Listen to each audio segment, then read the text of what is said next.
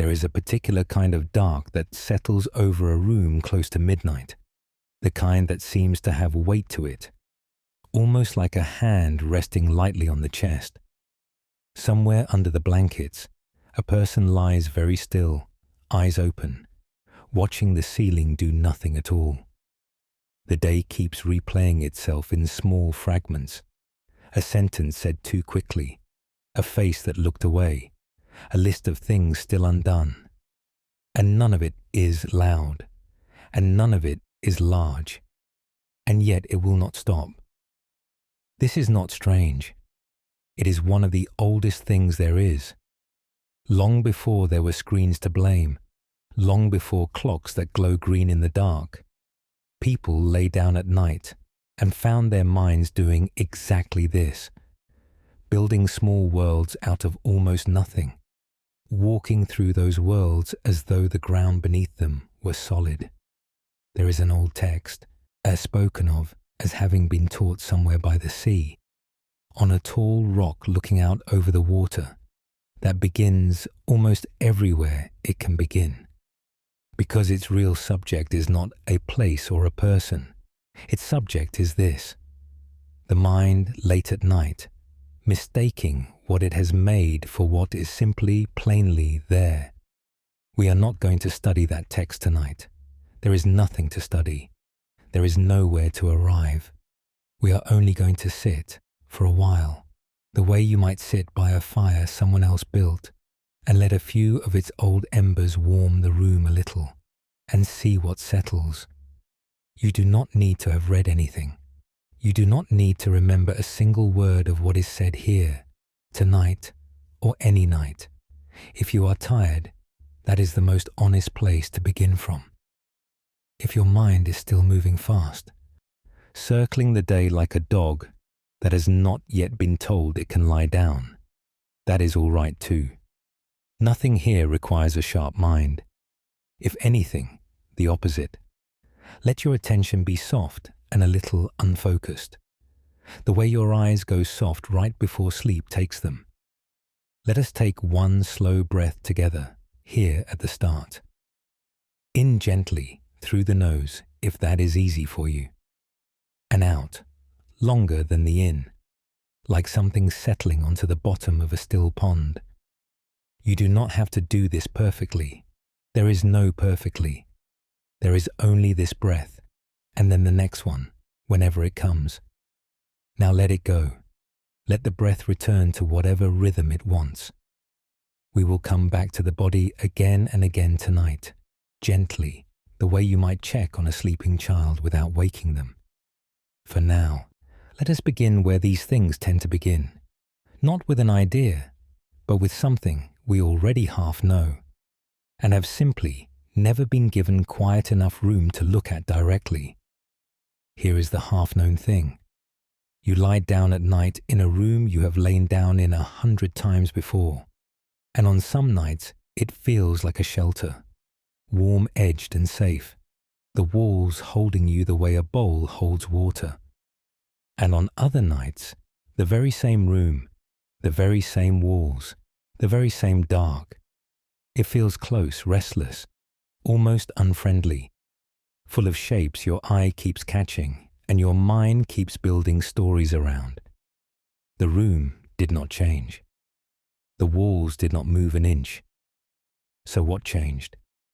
This is the question the old teaching keeps returning to, in 100 different shapes, across all of its long unfolding, and not what is out there, but what is the mind doing with what is out there.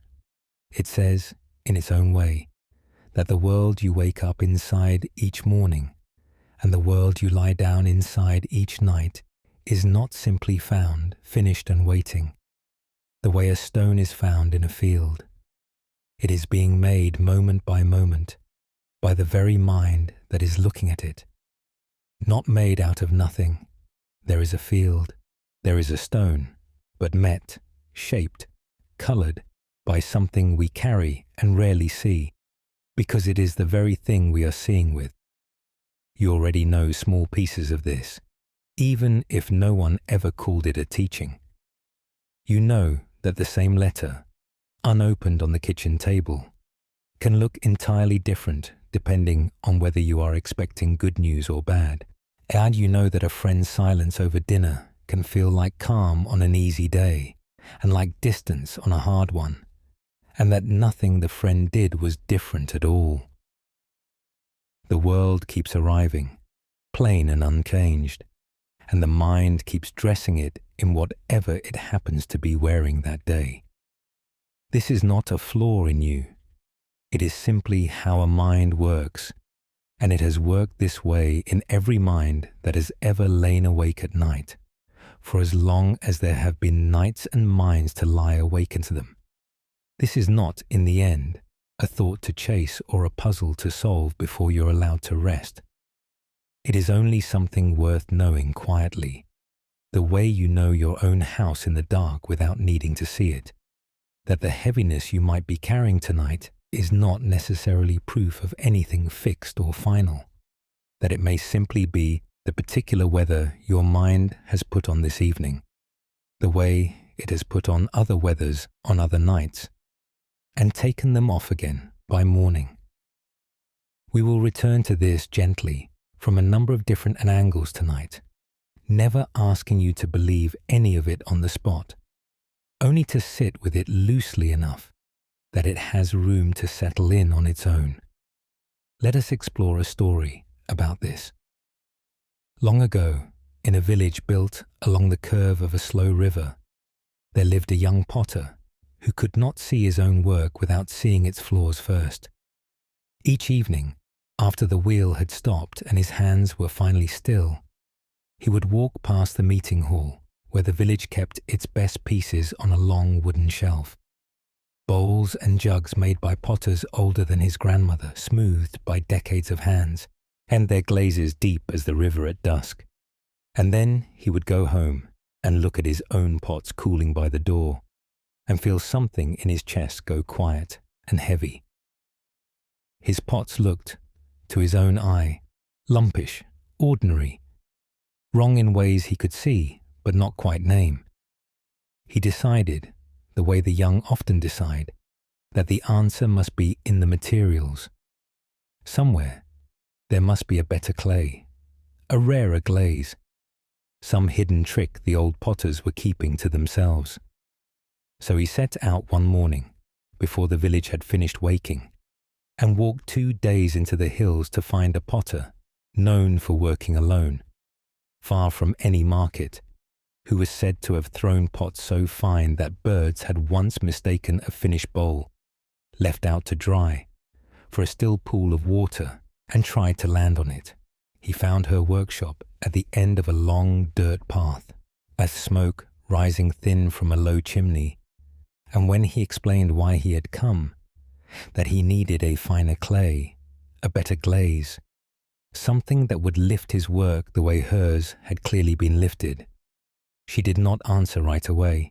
She only nodded, the way people nod when they have heard a question many times before, in many different clothes, and asked him to sit.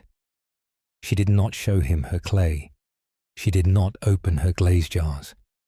Instead, she went to a shelf, took down a plain cup, poured tea into it from a pot warming by the fire, and set it in his hands. "Hold this a while," she said. "You don't have to drink it yet. Just hold it." He sat there, confused, the cup warming his palms, waiting for whatever lesson was supposed to come next. None came. She simply went back to her wheel and began to work, unhurried, while he sat holding a cup of cooling tea in a workshop at the edge of nowhere, 2 days from home.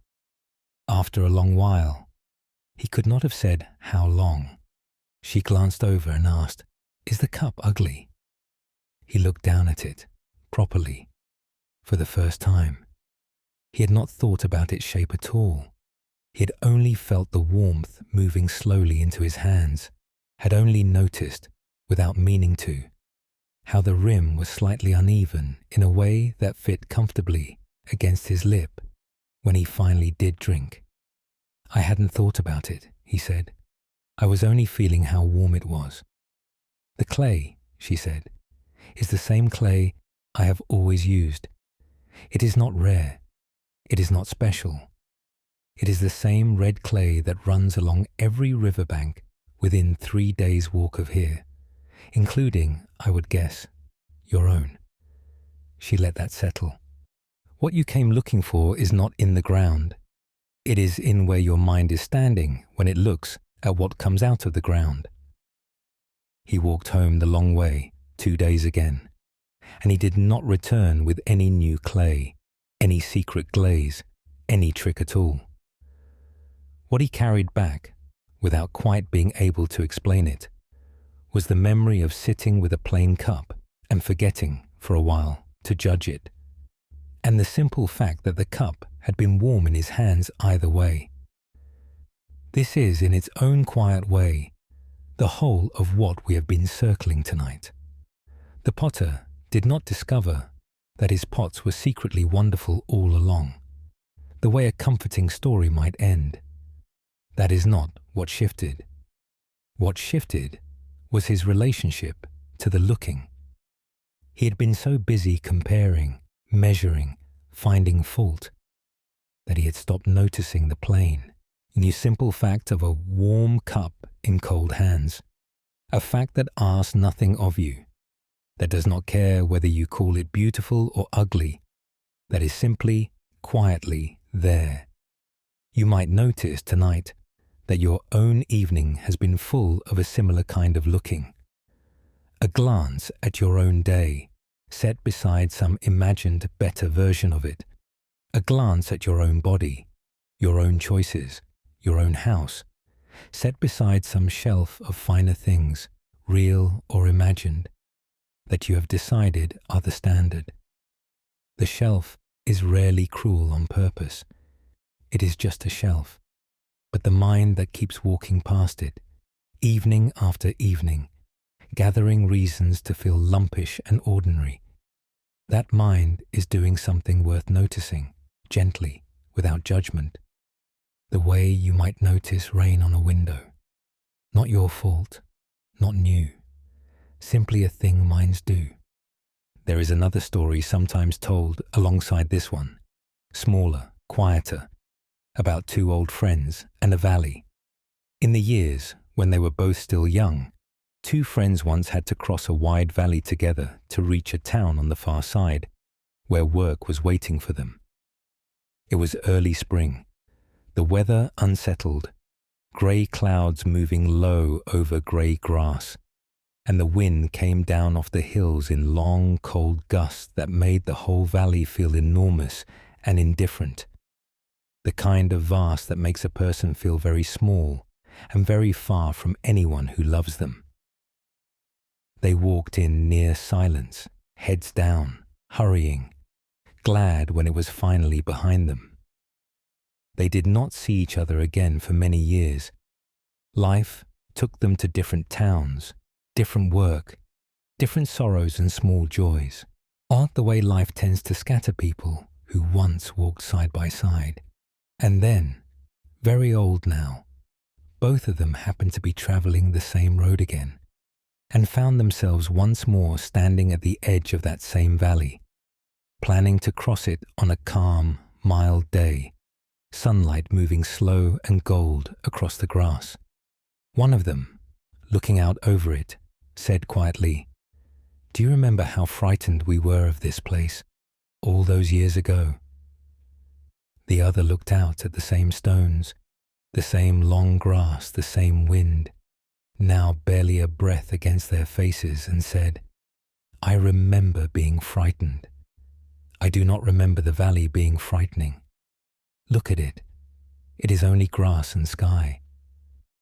They stood a while in silence, 2 old people at the edge of a valley that had not changed its shape even slightly in all the years between, marveling quietly at how completely a place can transform without moving a single stone, simply because what they had each carried into it, all that fear and hurry and youth, had finally, slowly, with age, grown quiet.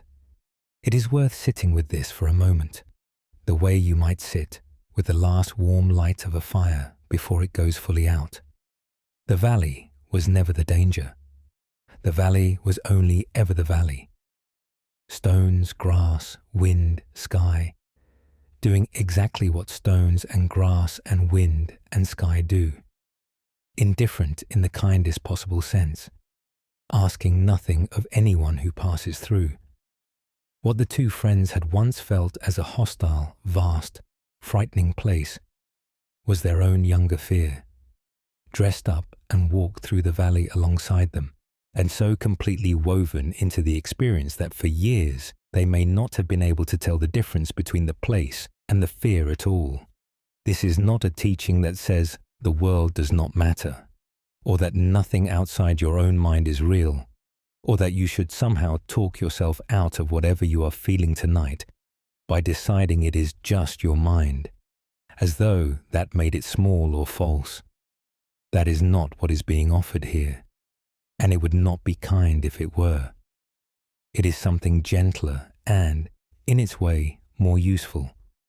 Simply the noticing that what arrives, a room, a valley, a long list of undone things, always arrives together, with something you bring to meet it, and that the meeting itself, more than either piece alone, is what you actually experience. So here is a small, gentle thing to carry with you tonight, and nothing more than that.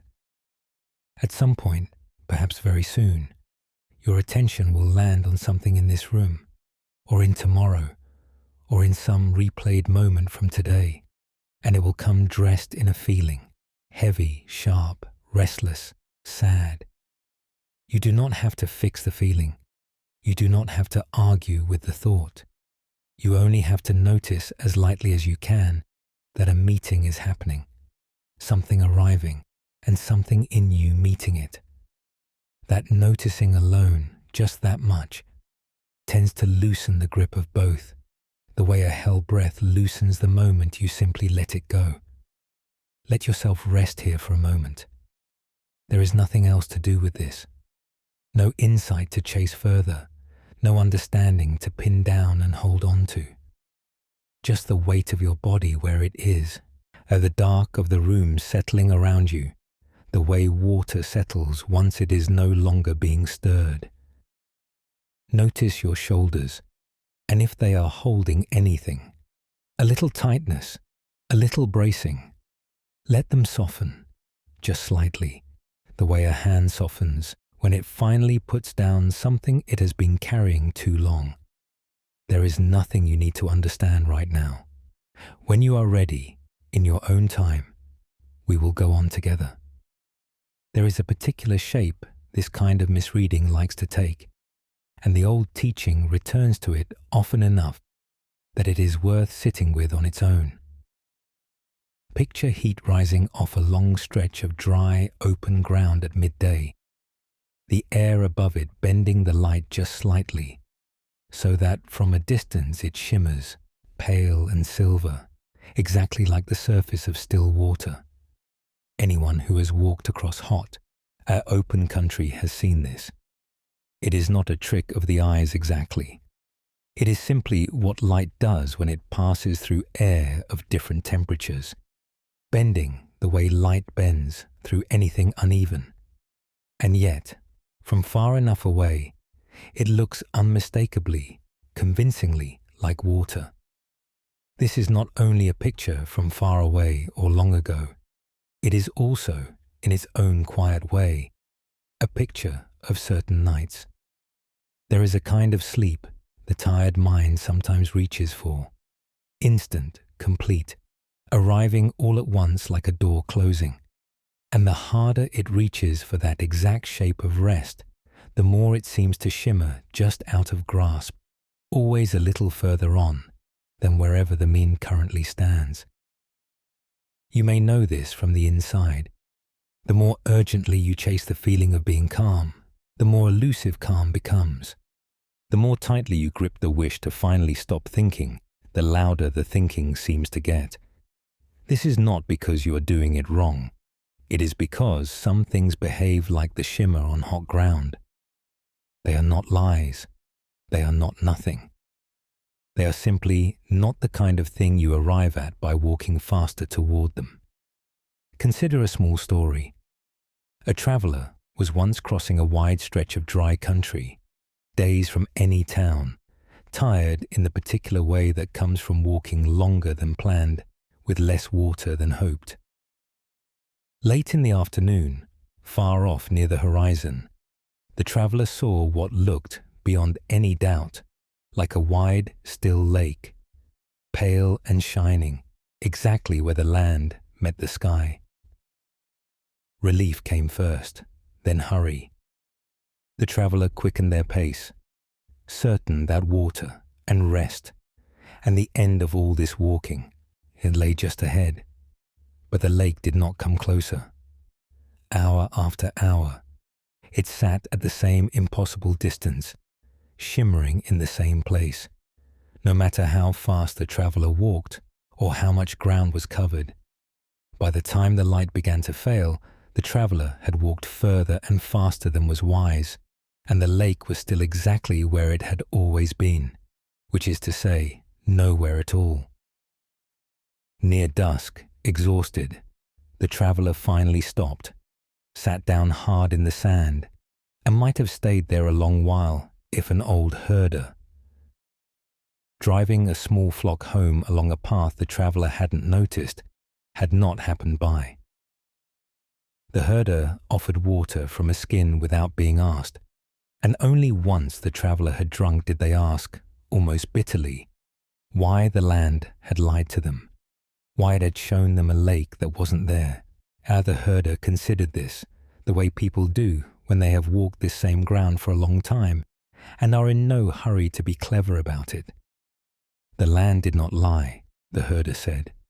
The light bent the way light bends over hot ground. That has nothing to do with you, and nothing to do with lying.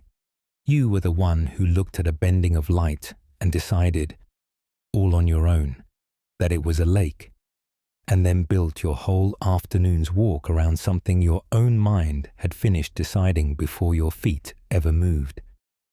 The traveler walked the rest of the way to town with the herder's small flock, more slowly now, and noticed something on the way that the earlier hurry had made impossible to notice: the actual shape of the ground underfoot, the particular blue the sky turned as the sun went down, the small dry plants that somehow lived in country this harsh.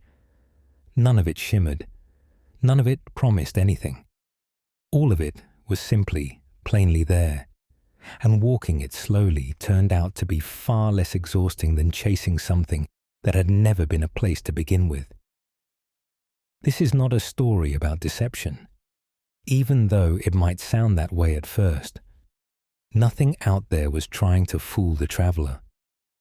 Light was only doing what light does, bending across uneven air the way it always has, indifferent to whoever happened to be looking.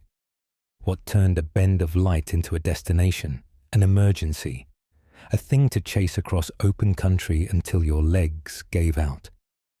That part was entirely the work of a tired mind, doing what tired minds do, taking a shimmer and building a whole story of arrival on top of it. You may notice, but if you are willing to look gently, that your own mind sometimes does something almost identical with the night itself. It builds a picture of a particular, perfect kind of rest, total, instant, untroubled, sets it on the horizon of the next few minutes, and then begins, almost without your permission, to hurry toward it. And the hurrying, every time, seems to push the rest a little further away, the way hurrying toward a shimmer on hot ground only ever tires the legs without ever shortening the distance. There is another small story, often placed beside this one. A small child, playing near a well at the edge of a garden one evening, looked down and saw the moon resting on the water, round and bright and close enough, it seemed, to touch. Delighted, the child reached an arm down into the water to try to take hold of it, and the moon broke apart at once into 100 small, trembling pieces, scattering across the surface. Gone. The child began to cry, certain that the moon itself had been broken, that something irreplaceable had just been ruined by a small, eager hand. A grandmother sitting nearby with her mending came over, looked into the well, and then looked up at the sky, where the moon still hung exactly where it always had, whole and untouched, entirely unconcerned with anything happening down at the surface of a well.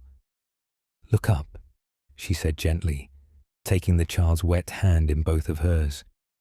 "The moon never broke. Only the water moved, because your hand moved it. Sit with me a while, and watch the water instead of touching it." They sat together, the child sniffling, the grandmother humming something low and tuneless, until slowly, the way it always eventually does, the water stilled. And there, resting on the surface again, was the moon, whole, round, exactly as it had been before, returned not because anyone caught it or fixed it, but simply because the water had been allowed finally to be still. "You cannot hold the moon in your hands by reaching into water," the grandmother said. "You can only look up and let the water settle on its own, and it comes back to you without you ever having to catch it at all." It is worth letting this story sit for a moment, unhurried, the way the water in it eventually was. So much of what we reach for at night, sleep itself, calm itself, the feeling that everything is finally settled, behaves exactly like that reflected moon. The harder a hand reaches into the water for it, the more thoroughly it scatters. Not because it was never real, and not because you did something wrong by wanting it, but because some things are only ever held by stillness, never by grasping.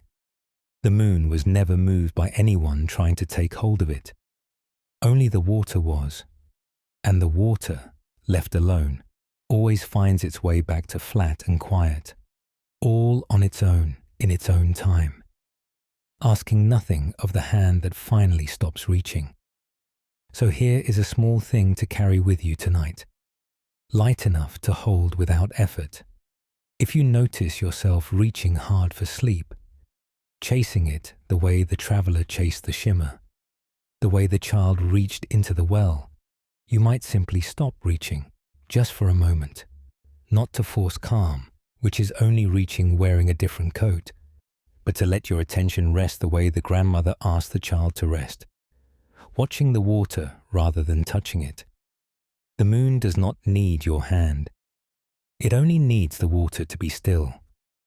And the water stills on its own, the moment it is finally, gently, left alone. Let the breath come, on its own terms, without you reaching for any particular shape of it. Notice the weight of the blanket where it rests against your skin, ordinary and real, asking nothing shimmering or far off, simply here, simply now. There is nowhere you need to arrive tonight. When you are ready, we will go on together. Long before anyone wrote down the teaching we have been quietly circling tonight, people had already noticed something else about the mind, something a little deeper down than the noticing we have done so far. And not only that the mind shapes what it meets, and not only that some of what it reaches for shimmers and recedes the harder it is chased, but that beneath all of this ordinary daily noticing, there is an older, quieter layer of mind that holds far more than we are usually aware of carrying. Some old language gives this layer a name that can sound strange at first, something like a storehouse, but the word is only trying to point at something simple and almost domestic. A deep, dark room in the house of the mind where everything that has ever happened to you is kept, gently, without judgment, whether or not you ever go in there and look. You have likely felt the edge of this storehouse before, even if no one ever called it that. A particular smell, on an ordinary afternoon, suddenly carrying you back to a kitchen from decades ago, or with no warning and no obvious reason. A piece of music that brings tears before you have even decided to feel anything. a feeling that rises at night, heavy or tender or strange, that seems to have nothing to do with today at all, as if it had been waiting somewhere in the dark for a quiet enough moment to finally come up for air. This is not malfunction. It is not your mind being unreasonable. It is simply the storehouse, doing what storehouses do, holding, and occasionally, in its own time, letting something rise back up into the light. There is an old story that points to this. In a small village known for its gardens, there lived an old gardener who had tended the same plot of ground for the whole of his long life, inheriting it from his own father, who had inherited it in turn from his. One spring, out in a corner of the garden that had lain bare and untouched for as long as anyone could remember, a strange, unfamiliar flower bloomed, pale, delicate, a variety no one in the village had ever planted or even seen before. Neighbors came to look, curious and a little uneasy, the way people get about things that arrive without explanation. The old gardener stood looking at the flowers for a long while, saying nothing, until something in his memory finally turned over.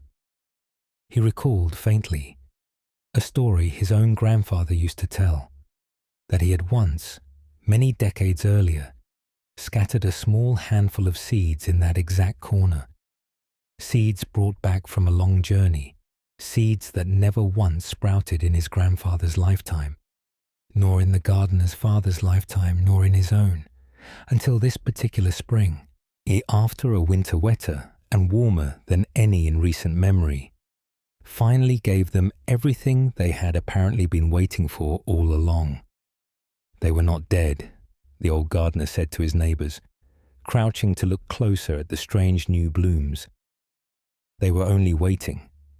Seeds can sleep in the ground a very long time, doing nothing at all that anyone can see. And it is not because anything is wrong with them. It is only that they need a particular season, and seasons take however long they take. He did not pull up the flowers, strange as they were. He simply let them have their bloom, since they had clearly been waiting a very long time for it. This is, in its own quiet way, very close to what happens inside us. Feelings and memories that seem to rise from nowhere at night, old griefs that surface without an obvious cause, our old joys that arrive uninvited, strange tendernesses toward people and places we had thought we had finished thinking about. These are rarely truly causeless. More often, they are seeds that were planted long ago, sometimes by us, sometimes by things that happened to us, lying quiet in the deep ground of the wind, until some particular condition, often nothing more dramatic than rest itself, the stillness of lying still in the dark with nowhere else to be, finally gives them the season they had been waiting for. Let us explore another story. A young well digger, hired to dig a new well behind a house at the edge of town, found something unexpected several feet down into the dry, packed earth. First, a few broken pieces of old pottery.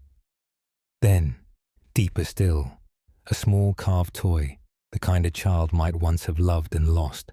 And then deeper again, a scattering of old coins worn smooth and faceless by time, clearly belonging to people who had lived on this same patch of ground, long before the current house was ever built.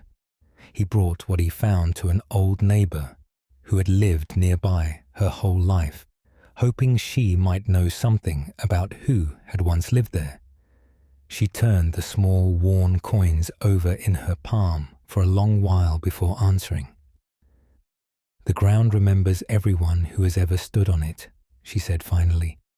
"Layer under layer, going down further than anyone digging a well usually has reason to go. We walk over all of it every day without a single thought, the same way we walk over our own ground without much thought. All the years we don't actively remember, all the small losses and joys that aren't sitting on the surface of our minds.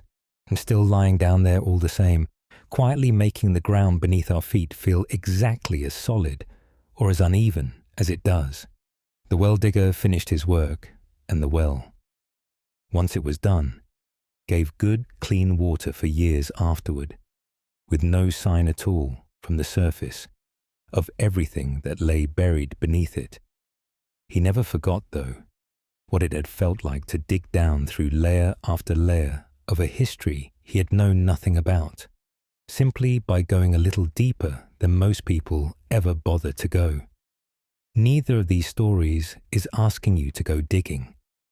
That is worth saying plainly, because it would be easy to hear a story about hidden seeds and old layers and think the task tonight is to go searching through everything buried in you, turning it all over, trying to name and understand and resolve whatever is down there. And that is not what is being offered. The well digger did not set out to find old coins. He was only digging a well, doing the ordinary task in front of him, and the depth revealed itself on its own, in its own time, simply because digging happened to go deep enough that day. The gardener did not plant those particular flowers on purpose, and did not need to understand exactly why this was the spring they finally bloomed. He only needed to let them once they came.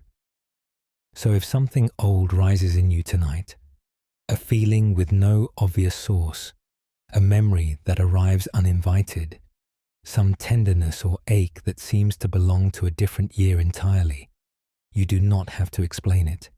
You do not have to trace it back to its root or decide what it means or do anything with it at all. You can let it be a seed completing its small, quiet season, exactly the way the gardener let his strange flowers bloom without digging up the whole bed to understand them. It rose because the ground was finally still enough, and finally warm enough, and finally dark enough, the way only the deep night sometimes is.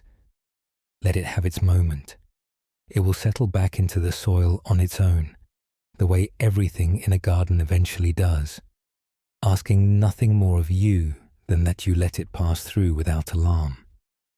Feel, for a moment, the actual ground beneath you now, not the deep ground of memory, but the ordinary physical ground of the bed or the floor, or the chair holding you up, solid and unremarkable and entirely trustworthy. Let your weight sink into it a little more than it was a minute ago. There is a whole quiet history held in you, layer under layer, and none of it needs your attention right now.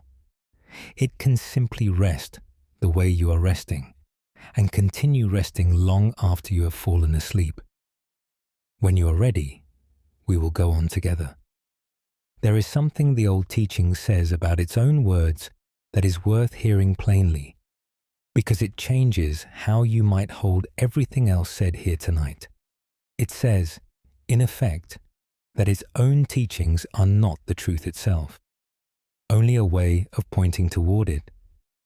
The way a finger pointing at the moon is not the moon, and the way no one who has ever truly seen the moon needs to keep staring at the finger afterward.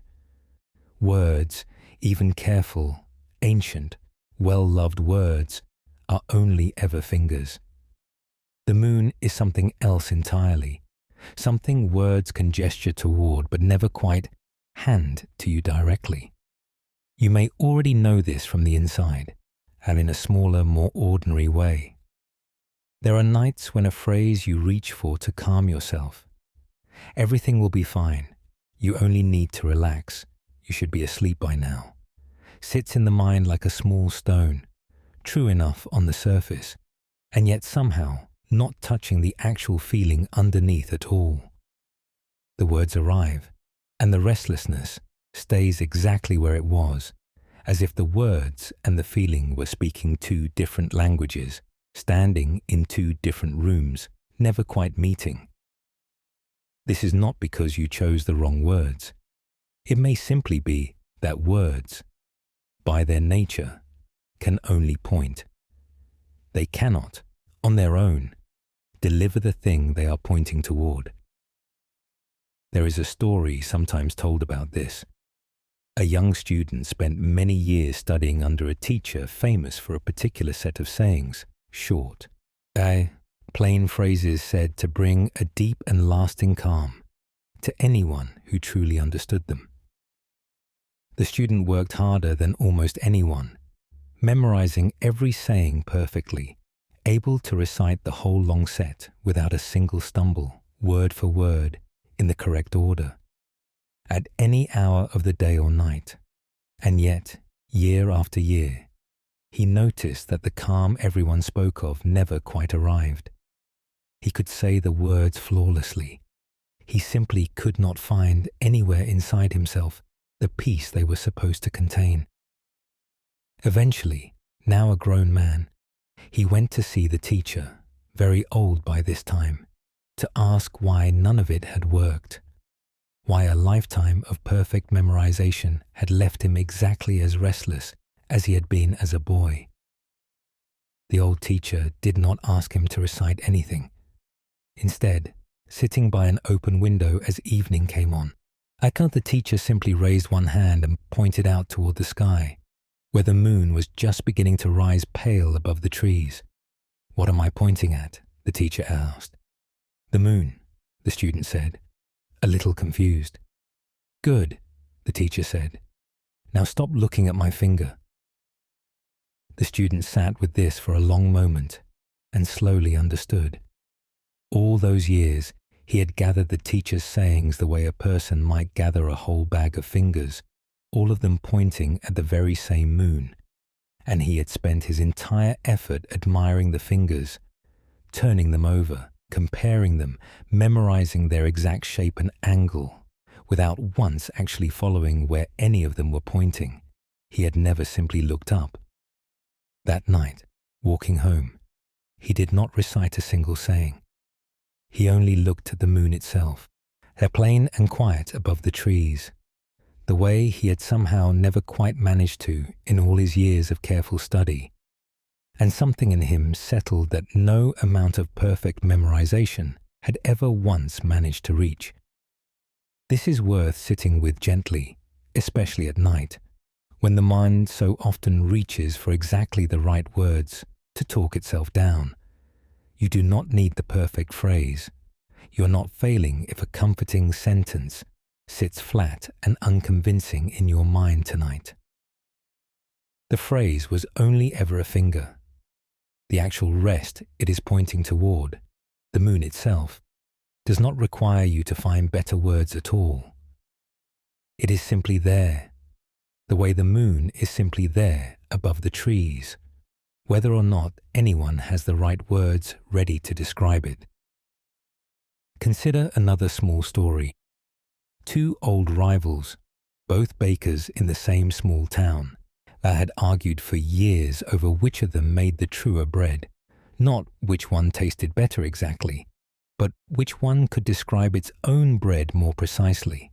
Each had a long, careful list of words for the crust, the crumb, the particular warmth of a loaf fresh from the oven, and each was certain the other's words missed something essential that only their own words captured. The argument had gone on so long that neither of them could remember which had started it, or whether it had ever actually been about the bread at all anymore. One evening, a quiet old woman, who kept a small stall nearby, tired of hearing them argue past her stall every single day, broke off 2 pieces from a loaf.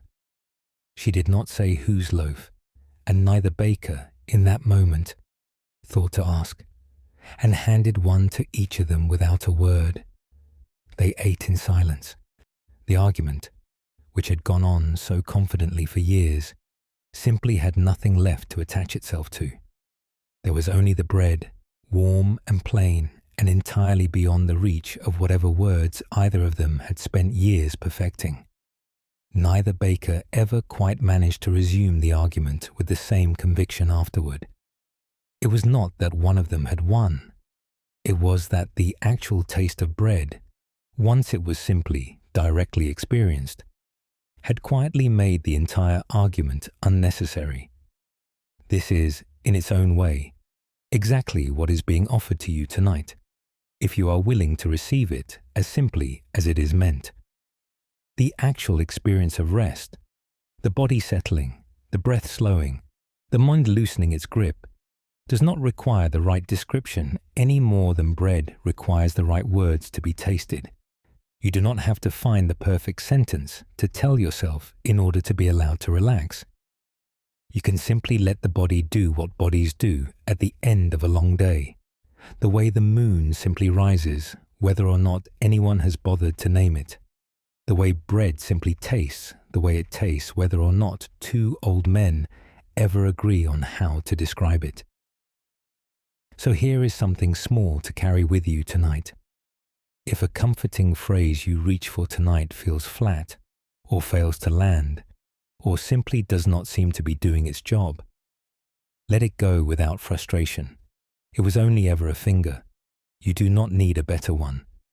You can set the words down entirely, the way the student finally set down a lifetime of perfectly memorized sayings, and simply look up, simply taste the bread, simply let the body rest in the dark without first requiring it to be correctly described. Notice, for a moment, the actual quiet of the room around you, beneath any words at all, the particular hush of the air, the faint, far-off sounds outside that have nothing to do with you and ask nothing of you. You do not need a name for any of it. It is simply here, the way it has been here all along, patiently waiting underneath whatever words you have been using to try to manage it. When you are ready, we will go on together. There is another shape this same teaching likes to take, one that has to do with the way the mind so often feels split into two, a part that wants rest, and a part that will not stop circling, a part that feels calm, and a part that feels frayed. The self you were this morning, and the self lying here now, who seem, hurt on a hard night, almost like strangers, even rivals, pulling in opposite directions. It can feel, lying in the dark, as though there are two of you in this bed, locked in a quiet argument. Neither one is willing to lose. The old teaching offers here one of its gentlest images, the sea, and the waves that rise from it. Stand at the edge of any shoreline, and you will see waves arriving one after another, each one looking, for the brief time it exists, entirely separate. Its own shape, its own crest, its own small rise and fall, distinct from the wave before it and the wave after. And yet, not one of those waves was ever, for even a single moment, anything other than the sea itself. There is no wave made of something other than seawater. There is no wave that exists apart from the body of water beneath it, holding it up, and into which it falls back completely the instant it has finished rising. Let us explore a story about this. In a fishing village built along a rocky coast, there lived two fishermen who had spent years arguing over whose boat, whose nets, whose particular way of reading the tides was superior. They had grown up together, fished the same waters their whole lives, and somewhere along the way had come to think of each other less as neighbors than as rivals, each one keeping a careful private tally of whose catch had been larger that week, whose knots held better in a storm, whose name was spoken with more respect at the dock. One calm evening, an old fisherman, who had fished those same waters even longer than either of them, and had grown tired of listening to the argument, invited them both out in his small boat to watch the tide turn. Out they went, mostly out of respect for his age, still arguing under their breath the whole way out. Once they were well past the breakers, in water calm enough to see the stars beginning to come out overhead, the old man asked each of them, in turn, to dip a hand into the water on either side of the boat, one hand near a wave just rising on the left, one hand near a different wave just rising on the right, and tell him what they felt. Water, each of them said, a little puzzled. Only water. Whose water? The old man asked. Neither of them had an answer, because the question did not quite make sense once it was asked directly. It was not one man's water and the other's water. It was not even really two different waves. It was the one sea, the same sea, rising into two different shapes for a moment, and then settling back into itself, exactly the way it had been doing every single night of all their lives, without either of them ever once stopping to notice. You have spent years, the old man said, not unkindly, arguing about whose wave is bigger. Neither of you has ever once noticed that you are both standing in the very same sea. They rowed back to shore mostly in silence, and the old rivalry did not vanish all at once. These things rarely do, and it would not be honest to pretend otherwise. But something in it had loosened quietly, the way a tightly held rope loosens the moment a hand simply stops gripping it quite so hard. They were still themselves. They still had their own boats, their own ways of reading the water. But the edge of the argument had softened into something closer to two old friends standing, as they always had, in the very same sea. This is, very plainly, the same thing that happens inside a tired mind at night. The part of you that wants nothing more than to sleep, and the part of you that keeps circling tonight's worries one more time. These feel, in the dark, like two separate forces locked in a contest, one trying to win against the other. But they have never been two different seas. They are the one tired mind, rising into two different shapes for a while, the way the same sea rises into two different waves on either side of a small boat. You do not have to make one part win. You do not have to force the circling thoughts to lose against the part that wants rest. You can simply notice, the way the two fishermen finally noticed, that underneath both of them there has only ever been the one water. There is another story often placed beside this one. A small child, frightened one stormy night by the sound and sight of a wild, churning sea outside the window, waves crashing loud and chaotic against the rocks, nothing at all like the gentle water she swam in on calm summer days, ran crying to her grandmother, certain that this was a different sea entirely, a dangerous, angry sea that had somehow replaced the calm one she knew and loved. The grandmother held her a while, and the next morning, once the storm had passed and the sea outside had gone glassy and still, almost silver in the early light, she took the child down to the shore to look at it together. "Is this the same sea," the grandmother asked, "as the wild one last night?" The child looked out at the calm water for a long while, clearly trying to reconcile the two pictures in her mind. Last night's roaring chaos, this morning's perfect stillness, before finally nodding, slowly. "It must be," she said. "There's only the one sea." "That's right," the grandmother said. "It was never two seas. It was the one sea, in two different moods, the way you yourself were frightened last night, and are calm again this morning.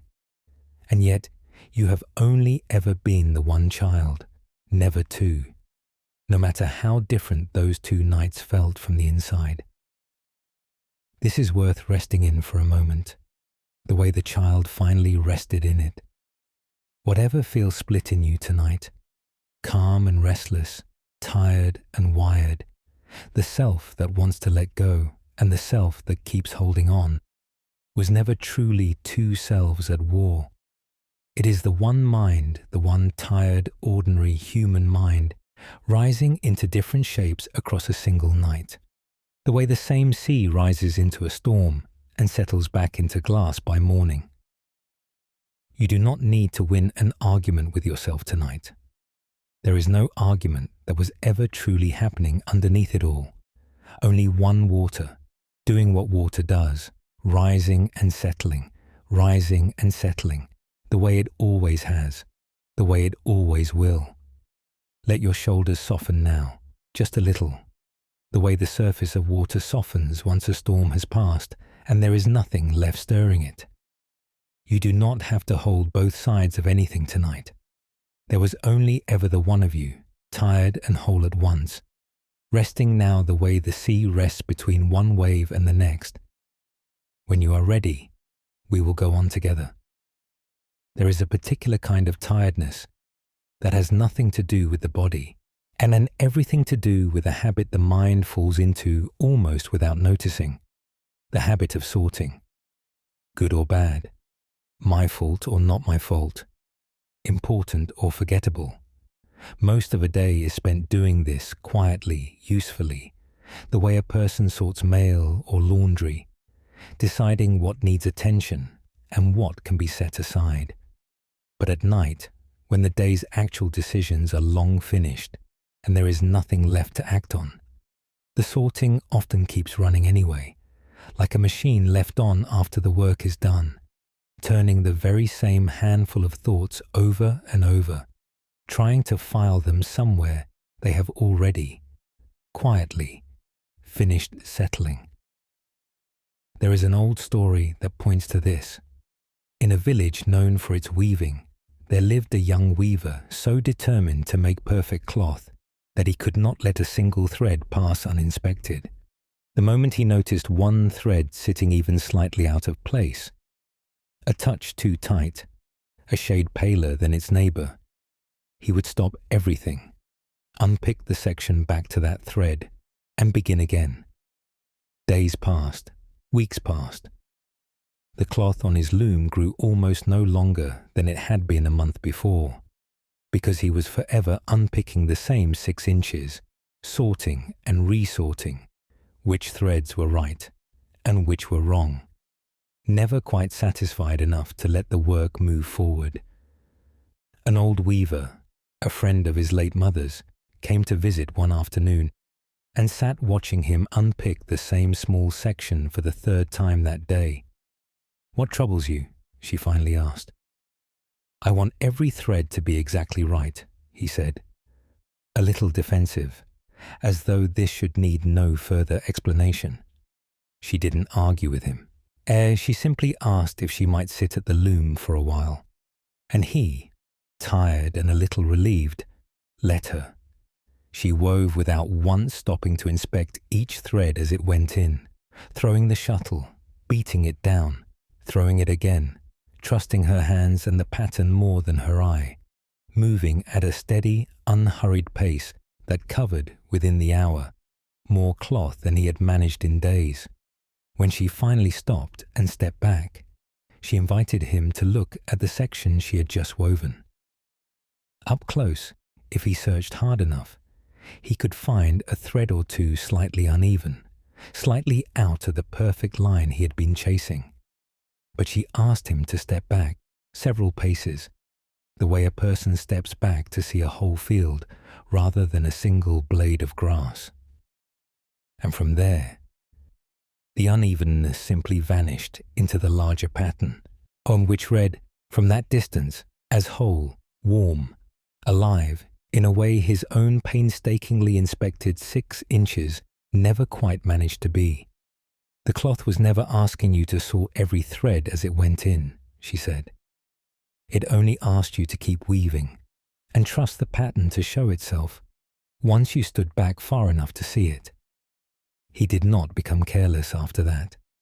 He simply learned to weave for a good long while before stopping to look closely, and found, to his quiet surprise, that the finished cloth was no worse for it. If anything, it had more life in it, more warmth, for not having been unpicked and repicked into a flatness that perfect sorting tends to produce. This is worth holding gently against your own evening. The mind tonight may be doing exactly what the young weaver did, going back over the same 6 inches of today, unpicking a conversation a decision, a small mistake, sorting it again and again, trying to get the threads perfectly right before it will let itself move on.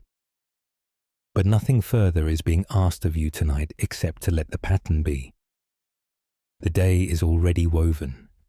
Stepping back from it, rather than continuing to inspect each individual thread, is very often all that is needed for it to read, as a whole, as something that was fine all along.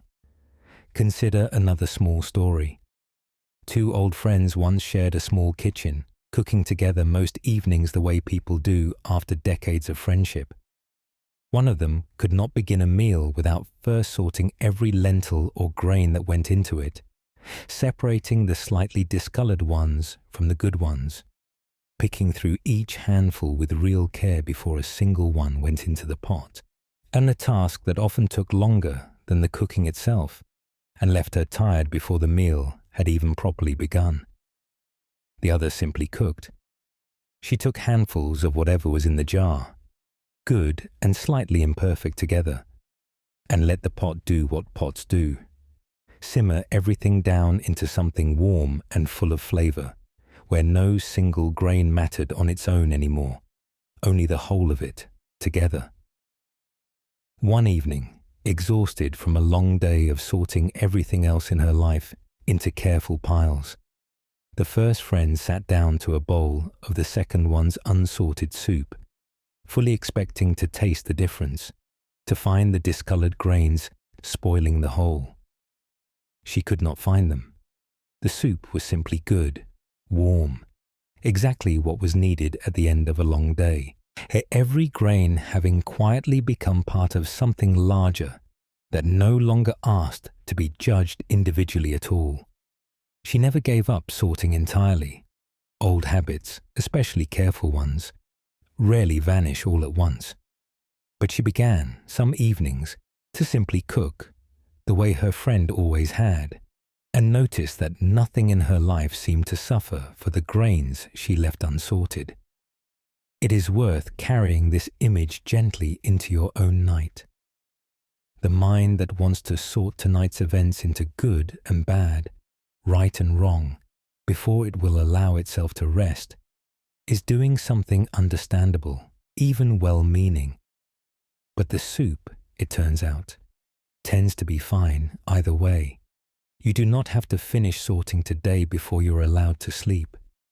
You can let a thought pass by unsorted, the way a slightly discolored grain goes into the pot along with everything else, and trust that the whole of the evening, taken together, will settle into something warm enough, whole enough, without your having inspected every single piece of it first.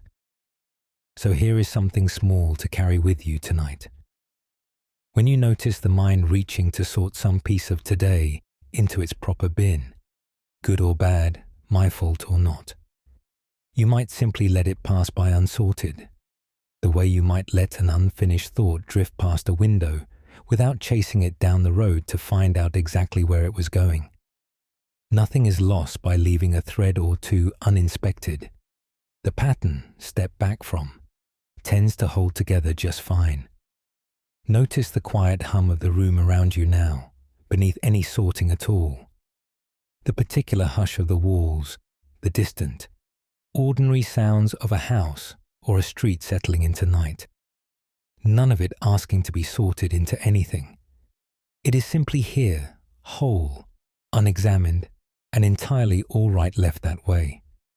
When you are ready, we will go on together. There is a particular shape fear likes to take after dark, one the old teaching returns to often enough that it has become almost a small parable of its own. The story of a rope mistaken, in poor light, for a snake. It is worth sitting with this gently, because it touches something true about how the mind works at night, when there is less light to see clearly by, and more room for the imagination to fill in whatever the eye cannot quite make out. There is a story sometimes told about this. A traveller, walking home along a forest path as the light was failing, saw ahead of him a long, dark, a coiled shape lying directly across the trail. His whole body reacted before his mind had finished forming a single thought. Heart pounding, breath catching, every instinct certain, beyond any need for further evidence that this was a snake. He froze. He considered, in the gathering dark, taking a long and dangerous detour through thick undergrowth rather than walk one step closer to that shape, certain his life depended on the choice. An old woman from his own village happened along the same path a few minutes later, carrying a small lantern, and found him standing rigid at the edge of the trail, refusing to go further. She did not laugh at him, and she did not tell him his fear was foolish. She simply walked, lantern raised, straight up to the dark shape and lifted it without hesitation. It was an old length of rope, dropped that afternoon by a farmer carrying supplies, coiled loosely exactly where it had fallen.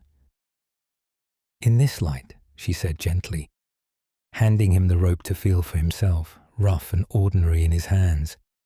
"It could have been anything. Your fear was not foolish. It only arrived a little before the light did." They walked on together, and he carried that rope the rest of the way home, less as a trophy than as a quiet reminder that the racing heart, the certainty, the urge to take a long detour rather than look closer, had all been entirely real, and entirely about something that, once properly lit, turned out to be nothing at all. This is not a story that says your fears are silly, or that you should simply decide not to feel them. The traveler's fear was real fear, with a real pounding heart behind it, and it deserved no scorn for having arrived. What the story offers instead is something gentler, the reminder that much of what frightens us sharply at night, a worry about tomorrow, a conflict left unresolved, a decision that feels enormous in the dark, is very often a rope rather than a snake, and that the fear, however real, does not always mean the danger is. Sometimes what is needed is not courage at all, only a little more light. There is another small story often told alongside this one. A small child, lying in bed one night, became convinced that a tall, hunched shape on the bedroom wall was a monster crouching, ready to move the moment the lights went out. She called for her father, who came in, sat on the edge of the bed, and without dismissing her fear or telling her there was nothing to be afraid of, had simply turned on the small lamp by the door. The shape on the wall resolved at once into the familiar outline of her own winter coat, hung carelessly over the back of a chair, casting a shadow that, in the dark, had looked nothing at all like a coat. The shadow was real, he told her, settling the coat properly on its hook so the shadow wouldn't return. What you thought it was a shadow of, that part wasn't quite right.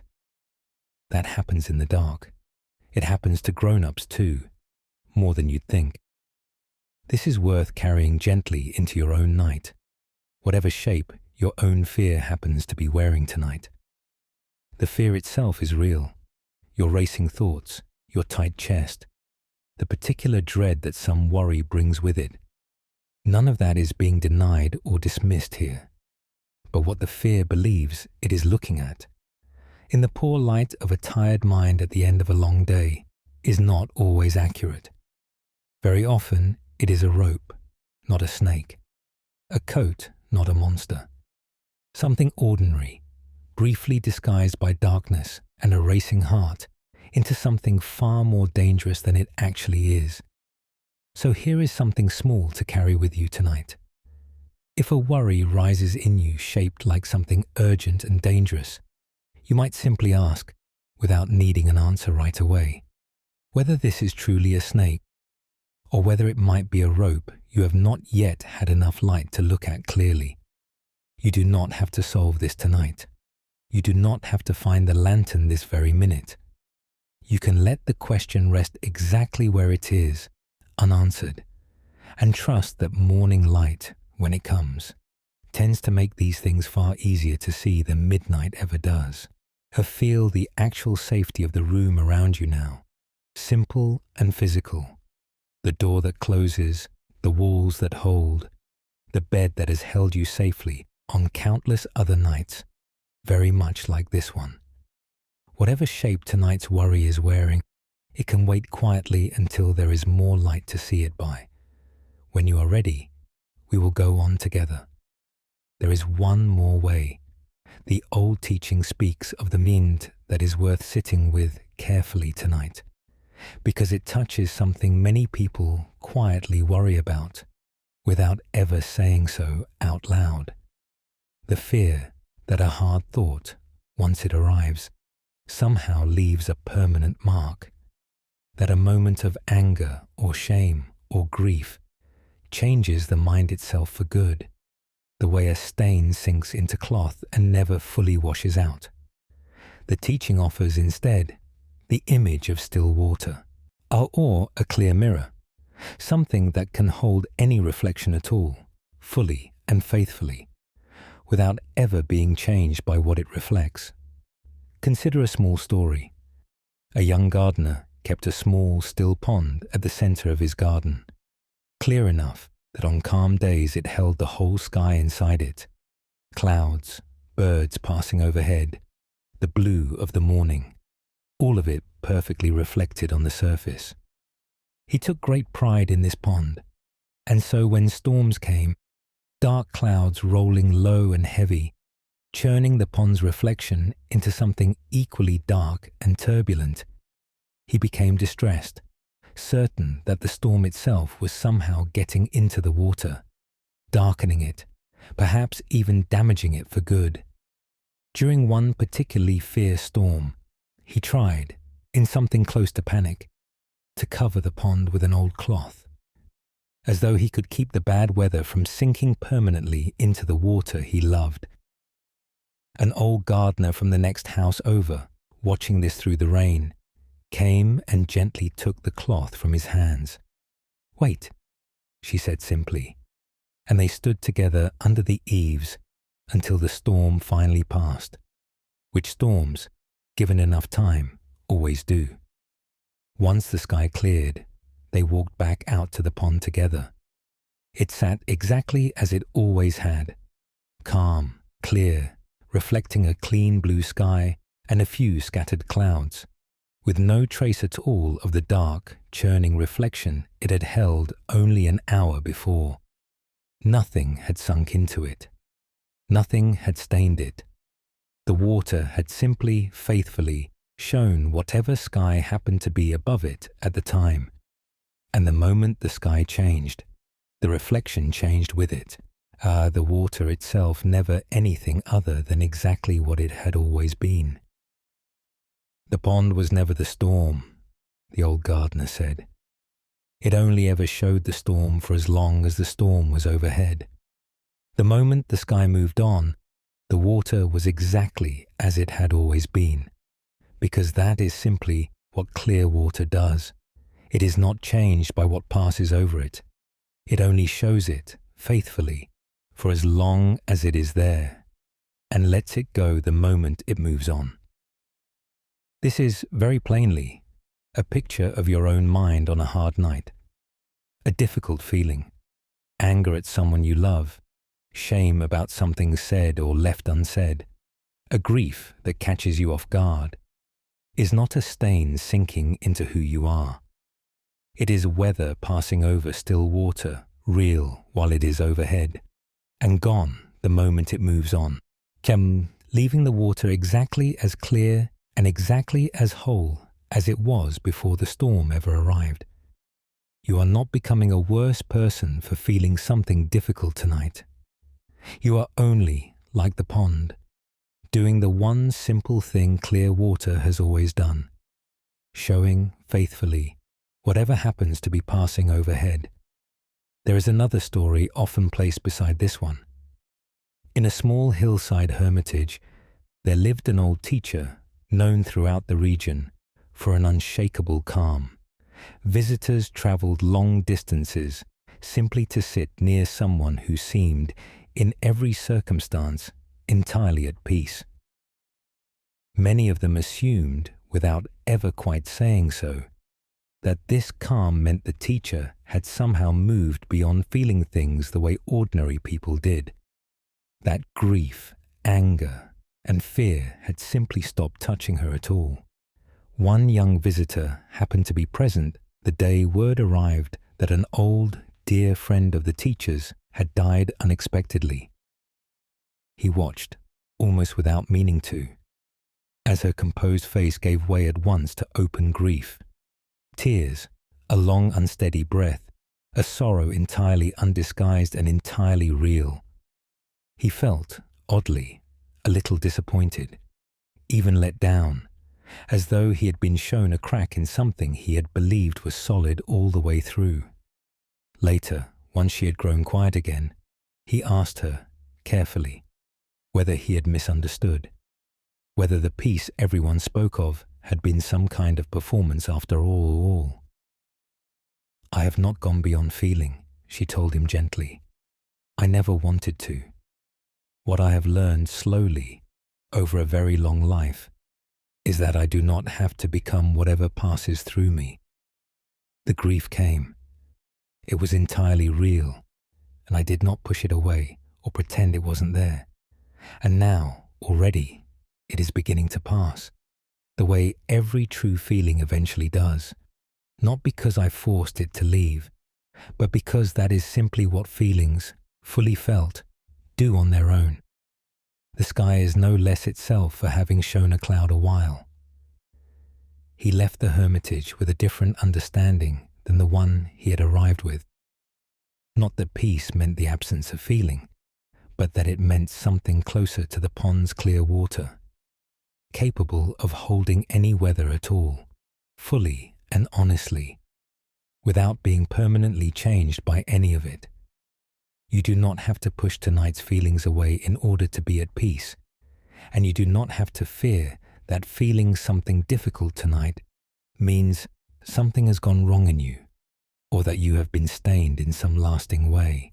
And you can let the feeling move through you fully, the way the old teacher let her grief move through her, the way the pond let the storm have its reflection, and trust, quietly, that your own clear nature remains underneath, untouched, exactly as it has always been, ready to reflect whatever calm sky comes next. So here is something small to carry with you tonight. If a hard feeling rises while you lie here, sadness, frustration, an old regret, you do not need to fight it or fear it. You can let it pass across the surface the way a cloud passes across a still pond, fully reflected, fully real, and just as surely on its way through. The water beneath stays exactly what it has always been. Notice for a moment the stillness of the room settling around you, the way water settles once nothing more is stirring it, while whatever has passed across you tonight, sadness, worry, a flicker of old grief, can keep moving on, the way clouds always do, leaving the sky no less itself for having shown them. When you are ready, we will go on together. There is a question the old teaching asks, in one form or another, again and again, and it is worth letting it land gently tonight, rather than answering it too quickly. What exactly are you searching for when you search for peace? Because so much of the effort people put into finding rest, finding calm, finding some final settled feeling of being all right, so much of that effort assumes the thing being searched for is somewhere else, ahead, not yet reached, waiting at the far end of enough work, enough self-improvement, enough getting it right. And the old teaching very gently, again and again, suggests something different, that what is being searched for so anxiously was never actually missing in the first place. There is an old story that points to this. A young man, restless and dissatisfied despite a good life, heard rumors of a hermit who lived alone at the top of a remote mountain, said to hold the secret to a peace so complete that nothing in life could disturb it again. He left his village and traveled for years to find this hermit, across rivers, through forests, over mountain passes far harder than he had imagined, carrying nothing with him but a small bag his grandmother had pressed into his hands on the morning he left, telling him only to keep it close and not open it until he truly needed to. He finally found the hermit, very old, sitting outside a small stone hut at the very top of the mountain, and told him the whole long story of his search, the years, the distances, the hardship, all in pursuit of the peace he had heard described. The hermit listened without interrupting, and when the young man finally finished, simply asked, "What is in the bag you are carrying?" The young man had nearly forgotten it was still slung over his shoulder. He opened it, after all this time, and found inside it a small stone, smooth and warm from years against his body, and a folded note in his grandmother's hand. It read simply, "Everything you are looking for, you already carried out the door with you. I only wanted you to walk far enough to finally stop and look." He sat a long while on that mountainside, the stone warm in his palm, understanding slowly that the years of walking had not been wasted. They were, in fact, exactly what had finally slowed him down enough to open a bag he had been carrying unopened the entire time. The hermit offered him no further teaching. There was nothing more to add. This is worth sitting with gently, especially on a night when you feel as though you must somehow earn your way to rest. Fix enough, understand enough, become calm enough first, before you're allowed to simply lie still and let go. The old story does not say the searching was foolish. The young man's long walk was real and necessary. In its own way, it was what finally slowed him down enough to look. But what he found, at the end of all that walking, was never new. It had been with him the entire journey, close enough to touch, simply unopened. Consider another small story. A fish, troubled by something she could not quite name, and swam great distances asking every creature she met the same question: "Where can I find the ocean?" She had heard it described, vast, life-giving, the source of everything, and she was determined to find it, certain it must be somewhere far off, somewhere she had not yet swum. Other fish, when asked, simply looked at her strangely and swam on, unable to answer a question that to them did not make sense. Eventually, an old sea turtle, who had lived a very long life and travelled further than almost anything in those waters, listened to her question patiently and then asked one of her own, "What is moving through your gills right now, as you ask me this?" The fish paused. "Water," she said. "And where did that water come from?" the turtle asked. "Where does it go once it has passed through you?" The fish understood, slowly, perhaps with something between embarrassment and relief, that she had never once left the very thing she had been searching so hard to find. It was not somewhere ahead of her. It was not something she had to swim toward. It was the very medium she had been moving through her entire life, so close, so constant, so completely surrounding her, that she had somehow swum right past it while looking for it everywhere else. This is very simply what the old teaching keeps trying to say about peace, about rest, about whatever it is you feel you're missing tonight. It is rarely something to be found by traveling further inward, by fixing one more thing, by becoming someone slightly different than you already are. More often, it is closer than that, as close as the water moving through the fish's gills. Says as close as a stone the young man had been carrying the whole time without opening the bag. You do not have to travel anywhere tonight to find it. You only have to stop swimming hard enough for a moment to notice what has been moving through you all along. So here is something small to carry with you tonight. If you feel, lying here, that rest is somewhere just out of reach, something you have not yet earned or found, you might simply pause and ask, gently, the way the old turtle asked the fish, what is here right now, already, that I have perhaps swum past while searching for it elsewhere? You do not need an answer tonight. You only need to notice that the search itself can rest, for a while, in the very water it has been swimming through all along. Feel your own breath moving now, in and out, exactly the way it has been the whole time you have been lying here, asking nothing of you, requiring no search at all to find it. It has been with you this entire night, as close and as constant as water to a fish. When you're ready, we will go on together. There is a worry some people carry quietly, without ever quite saying it out loud, that letting go of self-judgment, releasing the constant inner sorting, allowing themselves real rest instead of always pushing to do and fix and improve, might somehow make them careless or selfish or less good to the people who depend on them. As though kindness toward yourself and kindness toward others were two separate pools of water, and filling one must mean draining the other. The old teaching offers something different here, almost the opposite.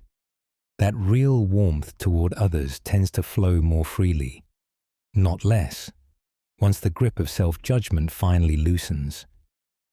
Let us explore a story about this.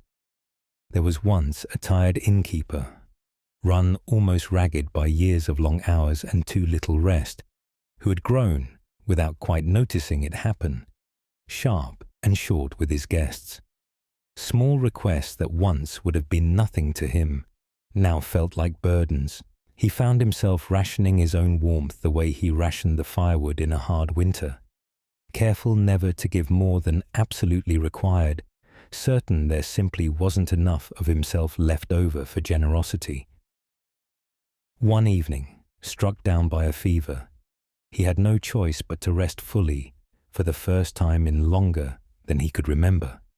An entire day and night spent simply lying still, sleeping deeply, doing nothing at all, with his daughter managing the inn in his place. When he woke the next morning, weak but clear-headed in a way he hadn't felt in years, a tired traveller arrived at the door asking, almost apologetically, whether there might be a little extra soup to spare. Before he had even decided anything, he found himself filling a second bowl, then a third, setting out bread alongside it, asking the traveller about her journey with something like genuine warmth, generosity that had simply appeared, unplanned, unforced, the way water rises in a well once the bucket stops scraping the bottom. He stood there afterward, faintly surprised at himself, realizing that the kindness hadn't required any extra effort at all. It had simply been waiting underneath all that exhaustion, ready to flow the moment there was finally a little room for it. This is worth noticing gently, especially on a night when resting fully might feel, in some small corner of your mind, like an indulgence you haven't quite earned. The innkeeper did not become a better person by deciding to be more generous.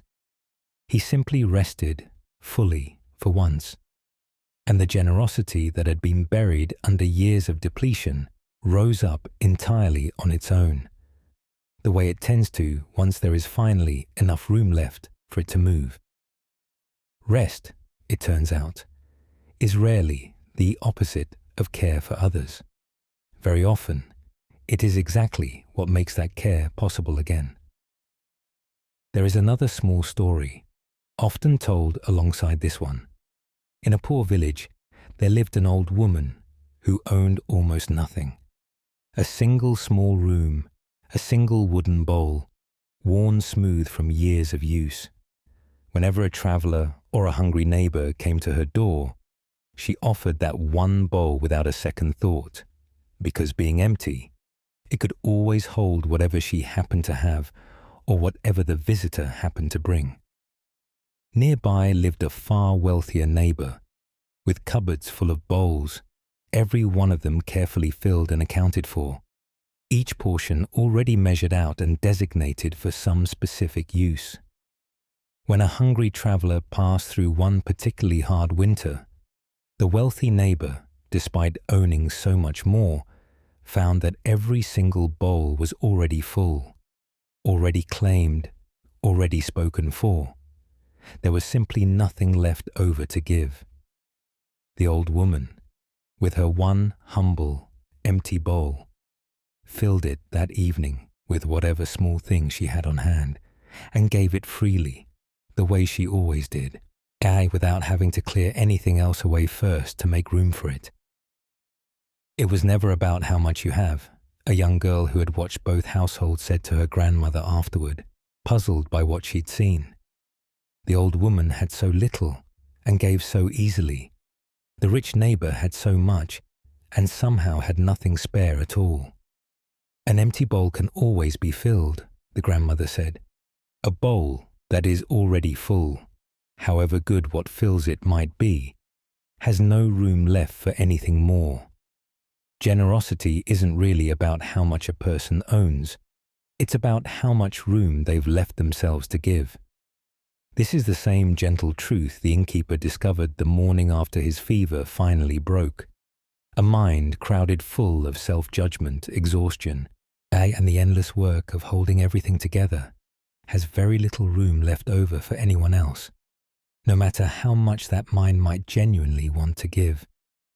But a mind that has been allowed to rest, emptied a little, the way the old woman's bowl stayed empty and ready, tends to find generosity arriving on its own, without strain, the way water finds the lowest open space without being told to.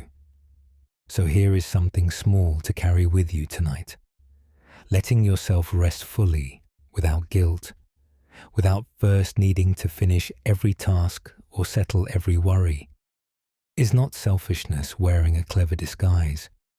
It is closer to the old woman's empty bowl, leaving room quietly for whatever tomorrow might ask of you, and for whoever might need a little warmth from you, that you would have nothing left to offer if you spent tonight depleting yourself further instead of resting. Notice the simple, undemanding quiet of this moment, asking nothing of you, taking nothing from you, only offering itself freely, the way the old woman's bowl was always offered freely. You do not have to fill yourself with anything right now. You only have to let yourself be empty enough for a while to rest. When you are ready, we will go on together. There is a particular kind of strength the old teaching speaks of that looks, at first, almost like its opposite, the strength of bending rather than resisting, of softening rather than holding firm against whatever comes. It can feel, especially at night, as though the right response to a difficult thought is to brace against it, push back hard, refuse to let it move you. But there is an old, simple image worth setting beside that instinct. A young tree in a storm, and the particular wisdom of its bending. There is an old story that points to this. Two trees grew side by side at the edge of a windswept field. One tall and rigid, proud of how straight and unyielding it had grown over the years, and one younger, more slender, that had never grown quite so stiff or so sure of itself. When a great storm came through one autumn, the older tree stood firm against the wind for as long as it could, refusing to bend even slightly, until finally, with a sound like a great door slamming shut, a main branch tore away entirely, or unable to withstand a force it had spent its whole life resisting head-on rather than yielding to. The younger tree, beside it, bent low in the same wind, sometimes so low its highest branches nearly touched the ground, swaying wildly, looking, to anyone watching, far more at the storm's mercy than its rigid neighbor. And yet, when the storm finally passed, the young tree simply straightened again, branch by branch, entirely whole, having lost nothing at all. A farmer who tended that field, examining the older tree's torn branch the next morning, said to his son, who had watched the storm from the farmhouse window, "It looked, last night, as though the young tree was losing the fight, bending so far it nearly broke. But bending was never losing, and it was the only reason it is still standing this morning at all." This is worth carrying gently into your own night, especially if some thought or feeling tonight feels like a storm you must brace hard against, refusing to let it move you even slightly. The bracing itself, however strong it feels in the moment, is often what does the real damage, not the storm. A thought allowed to move through you, to bend you a little, to sway you for a while without you fighting it at every point, tends to pass through and leave you whole, the way the young tree was left whole by morning. It is the resisting, more than the storm itself, that tends to break something. Consider another small story. A young apprentice training under an old craftsman known for working with reeds and willow branches to weave baskets strong enough to last for decades, and once asked why he always chose the most flexible branches available, when stiffer wood seemed, on the surface, so much sturdier. The old craftsman picked up a length of dry, stiff wood and a length of fresh, pliable willow, and asked the apprentice to bend each one as far as he could. The dry wood snapped almost immediately with a small, final crack. The willow bent nearly double, held that way for a long moment under real pressure, and then sprang back entirely unharmed, ready to be bent again as many times as needed. "Strength," the old craftsman said, setting the broken piece of dry wood aside, "is not the same thing as stiffness. The willow bends precisely because it is strong enough not to need to resist. It can afford to give a little again and again, for years, because giving a little is not the same as breaking. And only what refuses to bend at all eventually has nowhere left to go but snapping."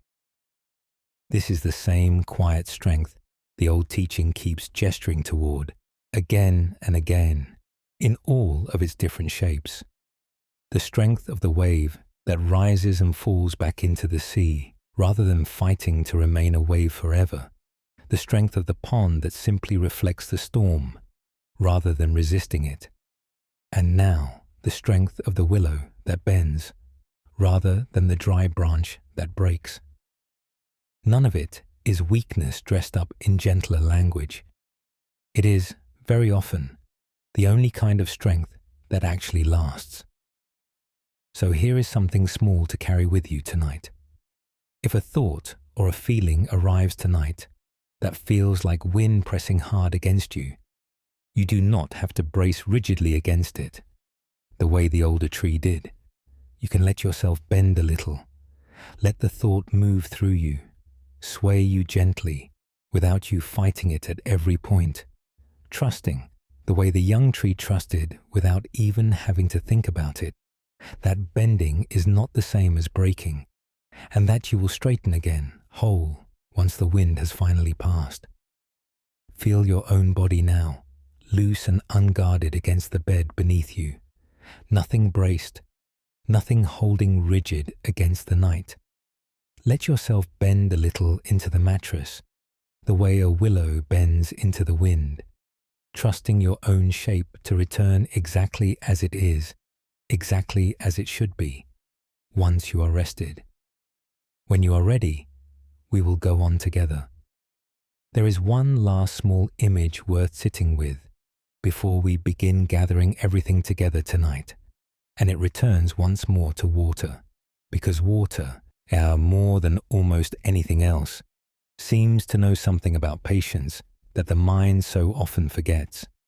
Picture a jar of water that has been stirred, the silt and sediment from the bottom rising up to cloud the whole of it, turning what was once clear into something murky and difficult to see through. The instinct, faced with cloudy water, is often to stir it further, to reach in and try to fix it directly, to work at clearing it through sheer effort. And yet the only thing that ever truly clears muddy water is exactly the opposite: stillness and time, and the simple willingness to leave it alone. There is a story sometimes told about this. A young apprentice, eager to prove himself, was given the task of clearing a large jar of water that had been stirred up and left murky after a long day's use. He set to work immediately, stirring it harder, hoping that enough vigorous effort might somehow force the cloudiness out faster. The water, predictably, only grew murkier the more he worked at it, the silt swirling endlessly, never given a single moment to settle. An old craftsman passing by watched this for a while before saying anything. "Leave it," he finally said. "Set the jar down and walk away from it for a time." The apprentice protested. Surely the water would never clear if no one was working to clear it. But he set the jar down as instructed, on a still shelf in a quiet corner, and went on to other tasks. When he returned, hours later, the jar sat exactly where he had left it, and the water inside, without a single hand having touched it since, had settled into something almost perfectly clear, the silt resting quietly at the bottom, exactly where it belonged. "The water did not need your effort," the old craftsman said, when the apprentice came to report what he'd found, half amazed. "It only needed you to stop stirring it long enough for its own nature to do what it has always done. Clear water is not something you make, it is something you allow, simply by leaving it undisturbed." This is worth holding gently against your own mind tonight, especially if it feels stirred up, murky, difficult to see through clearly after a long day. The instinct to work harder at understanding a difficult feeling, to analyze it from every angle, to keep turning it over and over in search of clarity, often does exactly what the apprentice's stirring did. Keeps the silt suspended, keeps the water cloudy, for far longer than simply setting it down and leaving it alone ever would. You do not have to figure anything out tonight. You do not have to clear the water through effort. You only have to set it down, the way the old craftsman set the jar on its quiet shelf, and trust that stillness, given enough time, does the rest entirely on its own. There is another small story often placed beside this one. A grandmother walking with her small grandson along the bank of a slow-moving creek after a heavy rain, watched him kneel at the water's edge and try, with both hands, to scoop out the brown silt that had clouded what was usually a clear, sandy-bottomed stream. He worked at it for a long while, growing more frustrated as each handful he removed seemed to stir up just as much new cloudiness as it cleared. "You can't dig the mud out of moving water," she told him gently, taking his small, wet hands in hers and drawing them back from the creek. "Come sit with me instead and just watch it." They sat together on the bank, saying little, simply watching the creek continue on its way, until slowly, without either of them doing a single thing more to help it along, the water began to run clear again, the heavy rain's disturbance settling out exactly as it always did, given enough time and enough stillness from anyone standing nearby trying to fix it. "See," she said quietly, "it was already clearing itself the whole time. It only needed us to stop reaching into it. This is, in its own quiet way, the same gift the old craftsman offered his apprentice, and the same gift water seems to offer anyone patient enough to simply watch it. Your own mind, stirred up by a long day, by worry, by everything still unresolved, is not a problem to be solved through more reaching, more analysis, more effort applied directly to the cloudiness itself. It is closer to that jar on the quiet shelf, that creak after a heavy rain, already on its own, doing exactly what clear water has always done, settling, given enough stillness, into something you can see through again, asking nothing more of you than that you stop stirring it. So here is something small to carry with you tonight. If your mind feels cloudy, stirred, difficult to see through clearly right now, you do not have to reach in and fix it. You can simply set it down, the way the apprentice finally set down the jar, and let stillness do the quiet work that effort never quite manages. It is already clearing itself. It always has been. It only needs you to stop stirring it. Let your hands rest now, open and still, exactly the way the grandmother drew her grandson's hands back from the water. There is nothing left to scoop out, nothing left to fix by reaching. Simply let everything settle, the way it has settled every other night you have ever fallen asleep, without you ever once having to manage it directly. When you are ready, we will go on together. There is something worth noticing about a clear night sky, and it is this. The stars are not switched on once the sun goes down. They were there all along, every single one of them, sitting quietly behind the blue of the afternoon the whole time, simply outshone by something brighter and closer. Darkness does not create the stars. It only makes the conditions right for something that was already there to finally become visible. You may have noticed something like this in your own life, but in smaller, quieter ways. A feeling, a thought, a piece of understanding that never seems to arrive while everything is loud and busy and bright, and only shows itself once things have gone quiet enough to let it through. If that has ever felt frustrating, as though calm were somehow late or hiding from you on purpose, you are not alone in that. It can feel that way. And it is worth wondering whether calm was ever really absent at all, or whether it was simply waiting for the sky to dim enough to be seen. There is an old story that points to this gently. A father once took his small daughter out past the edge of their village on a clear, moonless night, away from the lamps and the open doorways, to a low hill where the dark settled more completely than it did closer to home. "I don't see any stars," she said, looking straight up, disappointed after only a few seconds of looking. "The sky is just black." "Give it a little longer," he said, and sat down beside her on the cool grass, in no hurry at all. "Your eyes have spent all evening getting used to lamps and firelight. They need some time to learn the dark before they can use it properly." She lay back, restless at first, swinging one foot against the grass, certain there was nothing left to see, and that they were simply sitting in an empty black sky for no reason. But her father said nothing more, content simply to lie beside her, and after a while, she could not have said exactly when it happened, only that at some point it had already happened. She noticed one small point of light above her, that she was sure had not been there a moment ago, then another just beside it. Then, as her eyes kept adjusting in their own unhurried way, more and more, until what had looked entirely empty only minutes before was now scattered, thick and bright, with more stars than she could have counted if she tried all night. "They weren't there before," she said, amazed, sitting half up on her elbows.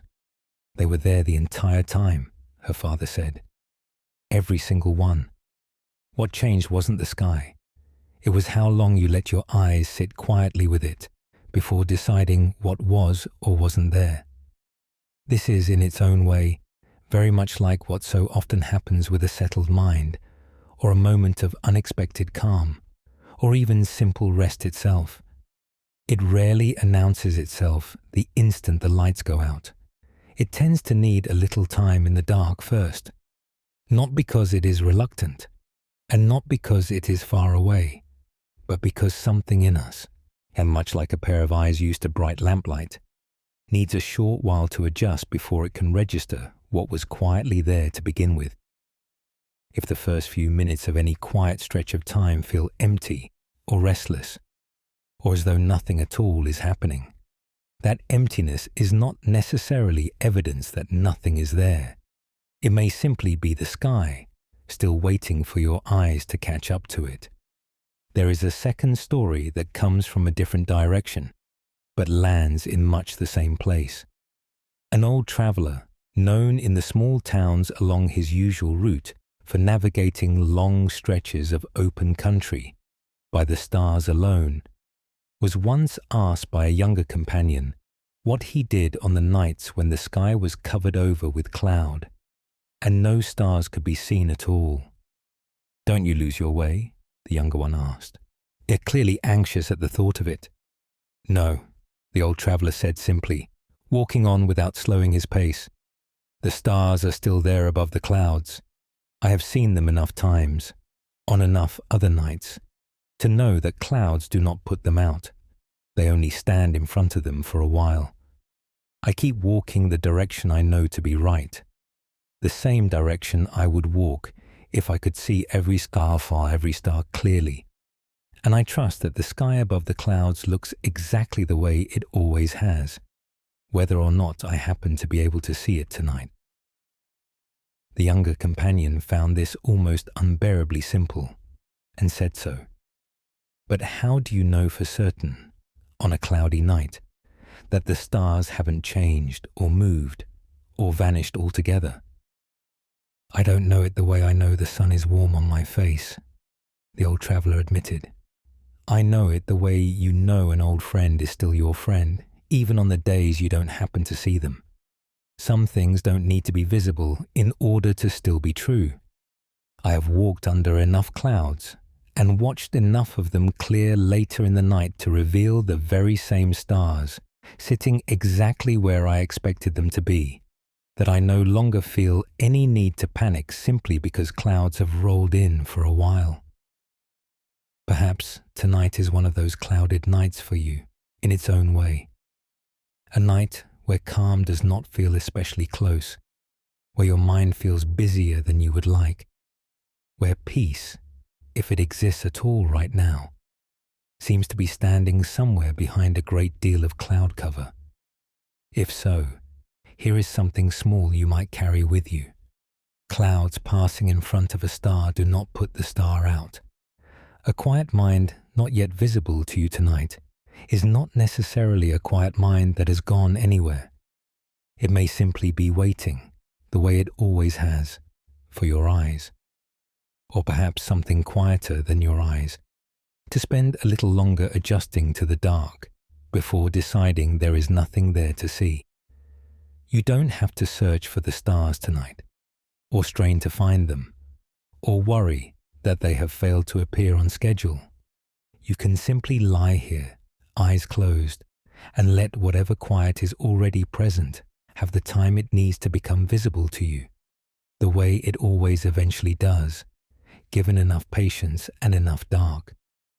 Let the room around you hold whatever darkness is there right now without your needing to do anything about it. There is no hurry to see anything at all.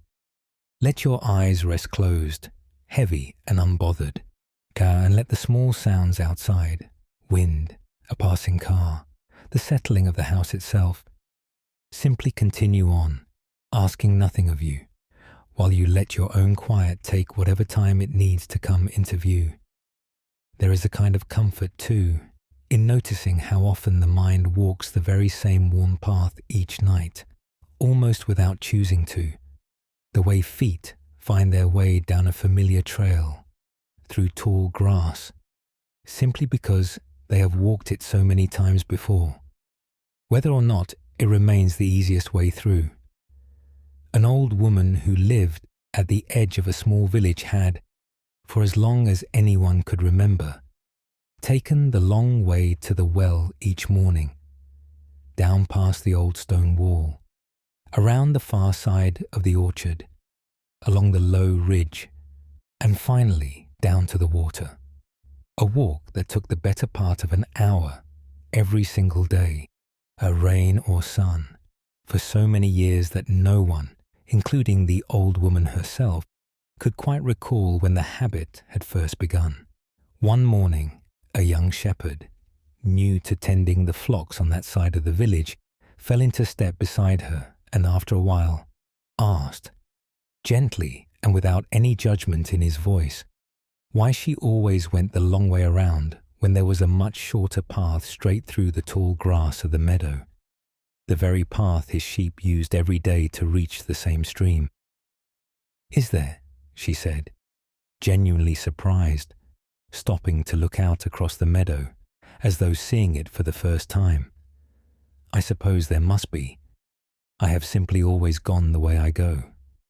Would you like to try it?" he asked, nodding toward the meadow. She hesitated, not from any fear exactly, but from the strange reluctance that comes from being asked to abandon, even for one morning, a path so old it had stopped feeling like a choice at all, and had started to feel like simply the way things were done. But she was curious enough, and the morning was fine enough, and so she followed him through the grass, and found herself at the well in under 20 minutes, with no orchard, no ridge, no long detour at all. She did not scold herself for the years spent the longer way, nor declare the old route a mistake, nor vow furiously never to walk it again. She simply said, mildly, almost amused, "Well, I suppose I shall try the shorter way tomorrow, and see how it feels," and went on with her day exactly as she always had, only slightly lighter for having discovered there was, after all, another way through. This is very much how it tends to go with the worn paths of the mind, the familiar route a worried thought takes each night, not because it is the best way or even a particularly good way, but simply because it has been walked so many times that it now feels like the only way. The way a path through grass feels permanent and necessary long after a shorter route has quietly grown in right alongside it, unused and unnoticed. You are not required to declare the old path wrong, or to feel any urgency about abandoning it forever tonight. You're only invited to notice, the way the old woman noticed, that there might be another way through the very same meadow, gentler and shorter, sitting quietly nearby, waiting only to be tried. There is a second small story that walks alongside this one.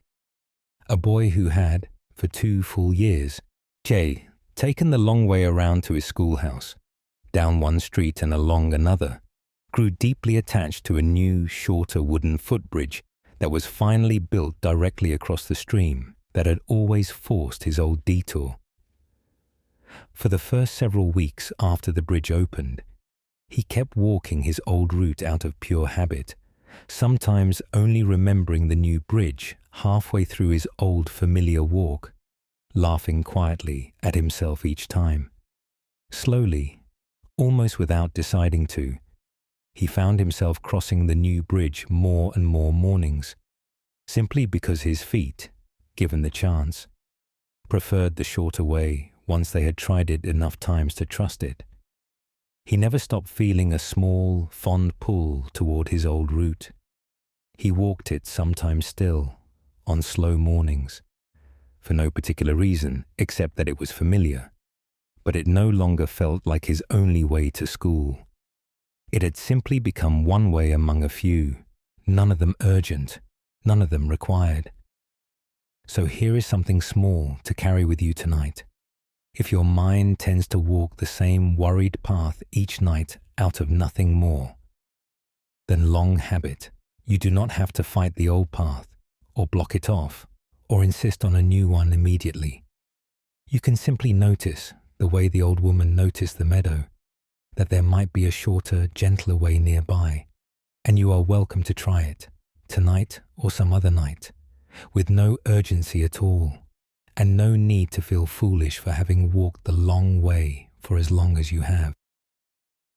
For now, simply let the weight of your body settle a little further into wherever you are resting, exactly as it is, without choosing any path at all. There is nowhere you need to walk tonight. No well to reach, no schoolhouse to arrive at. Just the quiet, ordinary weight of you, sinking down, going nowhere, needing to find nothing. There is one more small image worth sitting with for a moment before we draw all of this together, and it has to do with the kind of fire that keeps a house warm through a long winter. Not the bright, brief blaze of a pile of dry kindling thrown all at once onto cold coals, but the low, steady fire that an old innkeeper at the edge of a mountain pass kept burning, without exception, for more than 30 years. She was known, in that small mountain village, for never once having let her hearth go fully cold, through the coldest winters and the longest absences, and even, travellers said, through the weeks she herself had been gravely ill and unable to rise from her bed, when a young traveller, warming his hands by that very fire one evening, asked her how she had managed such an extraordinary feat for so many years. She laughed, somewhat surprised by the question. "It isn't extraordinary at all," she said, adding a single, unremarkable piece of wood to the coals, no different from the 100 other pieces she had added that week. "I don't do anything grand. I simply come by many times a day, every day, and give it a small piece of wood, or stir the coals a little, or add the smallest bit of kindling if it's gotten low. That's the whole of it. No great effort, no special skill, only coming back to it, again and again, small visit after small visit, far more often than anyone passing through ever notices." "But 30 years, the traveller said, still amazed. "Surely there were nights you forgot, or were too tired, or simply didn't feel like tending it." "Many nights," she admitted easily. "But a fire like this doesn't need a single perfect night of tending. It only needs enough small returns, often enough, that it never has the chance to go fully out. One missed visit doesn't end it. The coals hold on far longer than people think. If you've been tending them at all regularly, it's only if you stopped coming back altogether, for too long, that you'd lose it. And I have always, eventually, come back." There is a second small story that sits comfortably beside this one. A young woman newly given the duty of tending her village's communal hearth, a fire that, by old custom, it was meant never to be allowed to die out completely, confessed to an elderly former hearthkeeper that she felt overwhelmed by the responsibility, certain she would fail at something so important within her very first week. The old woman only smiled and shook her head slightly. "You are thinking of it as one enormous task," she said. "Something that must be done perfectly, all at once, and held that way forever. It isn't that at all. It is only ever the next small visit. Come back when you can. Add what little you have to add. Then go and live the rest of your day, and come back again when you remember to. That is the entire duty. No one has ever kept a fire alive through grand, singular effort. They have only ever kept it alive through never quite letting too much time pass between small, ordinary returns. This, too, it is very much like the slow, steady work of settling into rest tonight, or of tending any quiet, ongoing peace in a life that is otherwise busy and demanding. It is rarely one single grand effort that does it, one perfect night of sleep that fixes everything, one flawless meditation that solves the mind for good. It is closer to that low hearth fire, kept alive across 30 winters not through any singular brilliant effort, but through small, frequent, entirely unremarkable returns, the kind so ordinary that no traveller passing through ever thought to comment on them. Every time, tonight, that your attention wanders off into tomorrow's worries or last week's conversations, and you simply, gently, without scolding yourself, bring it back again to your breath, or the weight of your body, or the quiet dark of the room, that is the small piece of wood being added to the fire, not a failure for having wandered, not a grand achievement for having returned, only the next small, ordinary visit, exactly like all the others, exactly enough to keep something low and steady burning through the night. So here is something to carry with you, very gently, as we go on. You do not need one enormous, perfect effort to rest well tonight. You only need to keep coming back, in small, unremarkable ways, to the breath, to the body, to this present, ordinary moment, as many times as you happen to wander, for as long as the night happens to last. The way the old innkeeper kept coming back to her coals, night after night, for 30 quiet years, never once making more of it than it needed to be. Let your shoulders soften now, just slightly. The way coals settle a little lower in a grate once they've been tended and left alone for a while. There is nothing more to add to the fire just now. You can simply rest beside it, warmed by whatever low, steady ember of calm is already there, however small it may feel tonight, trusting that it does not need to be ablaze to be enough. There is one more small image worth sitting with before we gather everything together, and it has to do with the particular way an old house at the edge of a market town once welcomed whoever happened to knock on its door. The house belonged to an elderly woman who had, for most of her long life, kept a small pot of tea always warm on the back of her stove, and an extra chair always free beside her hearth, not for any one expected guest, but simply because she had long ago decided that whoever knocked would be treated, without exception, exactly the same way. A neighbour arriving to borrow a tool, a stranger lost on the road, asking only for directions, a relative she had not seen in years, arriving without warning, a child sent to deliver a message, shy and eager to leave again as quickly as possible. All of them were shown, without hesitation, to the same chair, given the same cup of tea, and made to feel, for as long as they chose to stay, entirely welcome. You may have noticed, in your own life, a very different and far more common habit, the tendency to sort whoever or whatever arrives at your door, deciding in advance which guests deserve your full warmth and which deserve to be kept standing on the step, questioned, delayed, and perhaps turned away before they have even had the chance to explain themselves. This is, in itself, an exhausting way to keep a house, and it is, if you look closely, very much the way many of us tend to greet our own thoughts and feelings as well, welcoming the calm ones in eagerly, while bracing hard against the door the moment something unwanted, anxious, or unfamiliar seems to be approaching. A young woman who had recently taken over the running of a small inn along a busy trade road once confessed to the elderly woman from the market town that she found the constant arrival of guests utterly draining.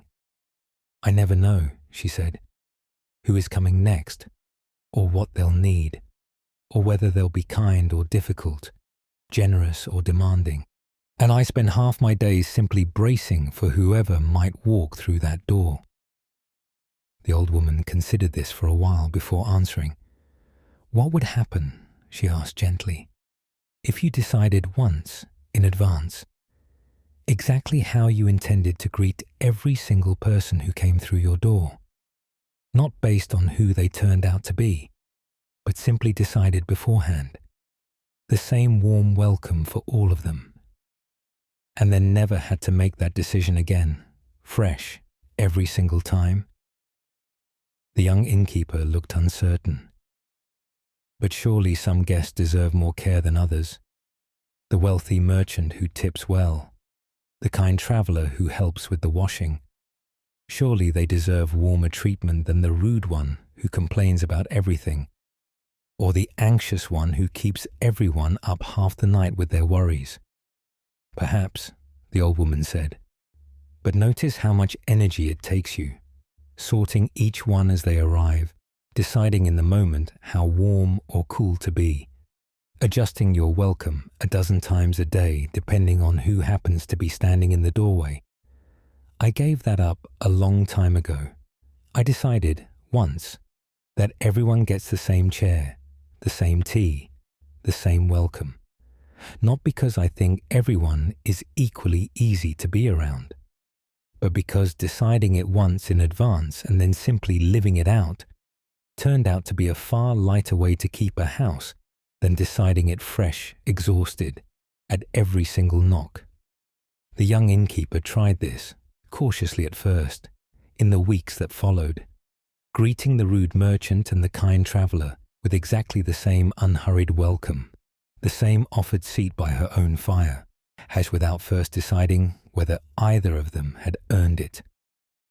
She found, to her quiet surprise, that it was not only less tiring than her old habit of sorting and assessing each guest as they arrived, but that many of her more difficult guests met with steady, unconditional warmth instead of guarded suspicion, softened far more quickly than they ever had under her old, more careful, more exhausting welcome.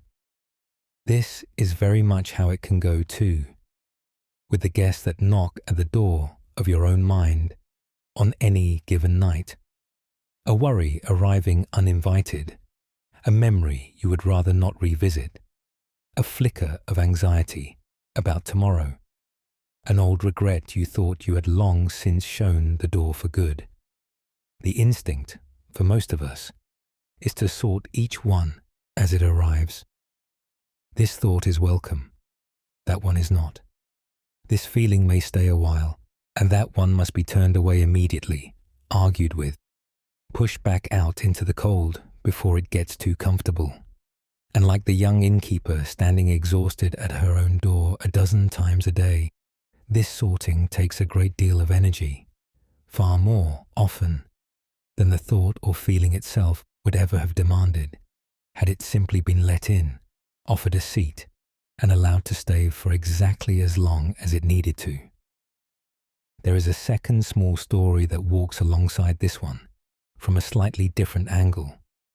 An old monk who lived alone at the edge of a forest was once visited by a young traveller who arrived deeply agitated, having just had a frightening encounter with a wild animal on the path leading up to the monastery.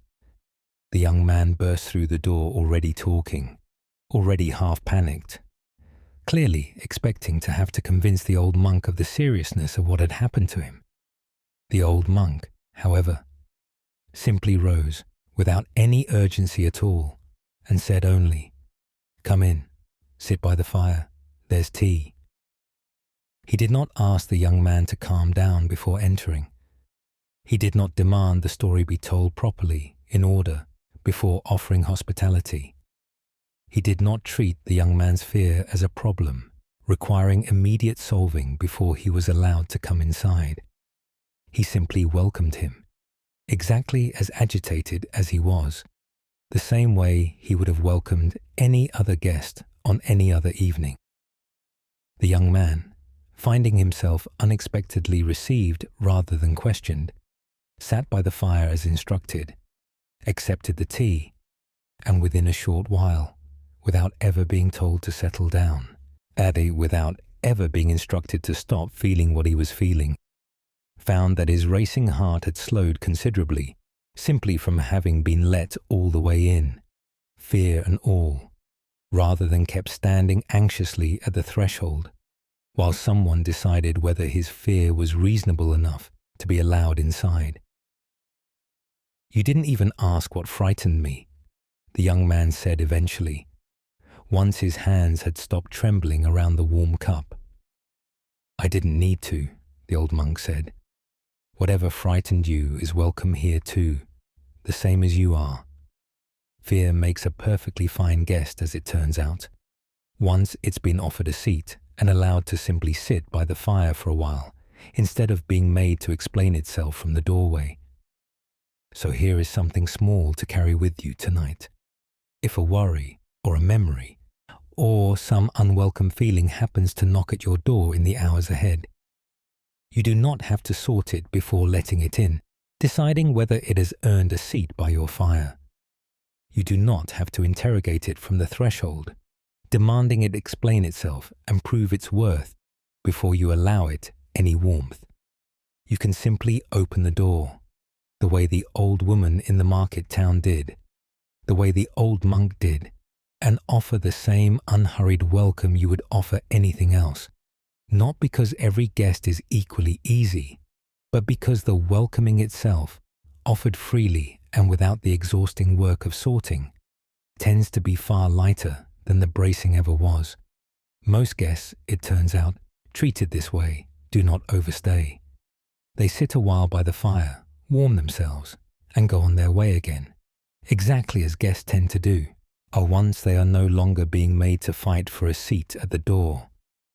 Let the room around you settle now into whatever darkness has gathered there, soft and unremarkable, asking nothing of you. If anything has knocked at your door tonight, a thought, a small worry, the last lingering edge of the day, you do not have to send it away, and you do not have to chase it either. You can simply let it sit a while by the fire of your own attention, however briefly, trusting that it will go on its way again, the way every guest eventually does, once it has been let in rather than kept standing, cold and unwelcome, on the step. There is one last small image worth turning over before we gather everything together, and it concerns the particular kind of certainty that comes from touching only one small part of something far larger and mistaking that part for the whole of it. Long ago, in a village that rarely saw visitors, a group of traders passed through one evening leading an animal unlike anything anyone there had ever seen. Tall, strange, and enormous, led on a rope into the empty barn at the edge of the village square to rest for the night, before the traders continued on their way at first light. Word spread quickly, as it does in small places, and a handful of villagers slipped into the barn after dark, curious to see this remarkable creature for themselves, only to find the barn lit by nothing but a single low lamp turned down nearly to nothing, the great animal little more than a vast shape in the gloom. One villager, and reaching out cautiously, found his hand closing around something long, narrow, and gently curling. "It's some kind of snake," he announced to the others, certain of what his own hand had told him. Another, a few steps away, ran her palm along something broad, thin, and constantly moving. "Don't be foolish," she said. "It's clearly some sort of great leaf or fan." A third, near the back legs, wrapped both arms around something thick, rough, and utterly still. "You're both wrong," he insisted. "It's nothing but a tree trunk somebody's dragged in here." A fourth, near the tail, found something thin and rope-like swishing gently through the dark. "It's a rope," she said flatly. "All of you are imagining things." Within minutes, the four of them were arguing loudly in the dim barn, each one entirely convinced the others were either lying or foolish, none of them able to understand how the others could possibly have felt something so different from what their own hands had so plainly, undeniably told them.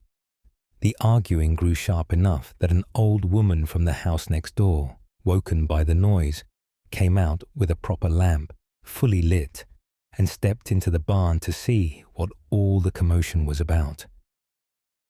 In the full light of her lamp, the 4 villagers fell silent at once, looking, for the first time, at the entire animal standing quietly before them, the long curling trunk, the broad fanning ears, the thick still legs, the thin swishing tail, all of it belonging to one single enormous creature none of them had been able to see in the dark. "You are none of you lying," the old woman said. Anne is setting her lamp down on a post where its light could reach every corner of the barn. Each of you found exactly what your hand found. The trunk really is a little like a snake. The ear really is a little like a leaf. You simply each had hold of one small part, in the dark, and mistook it, quite reasonably, for the whole of the thing.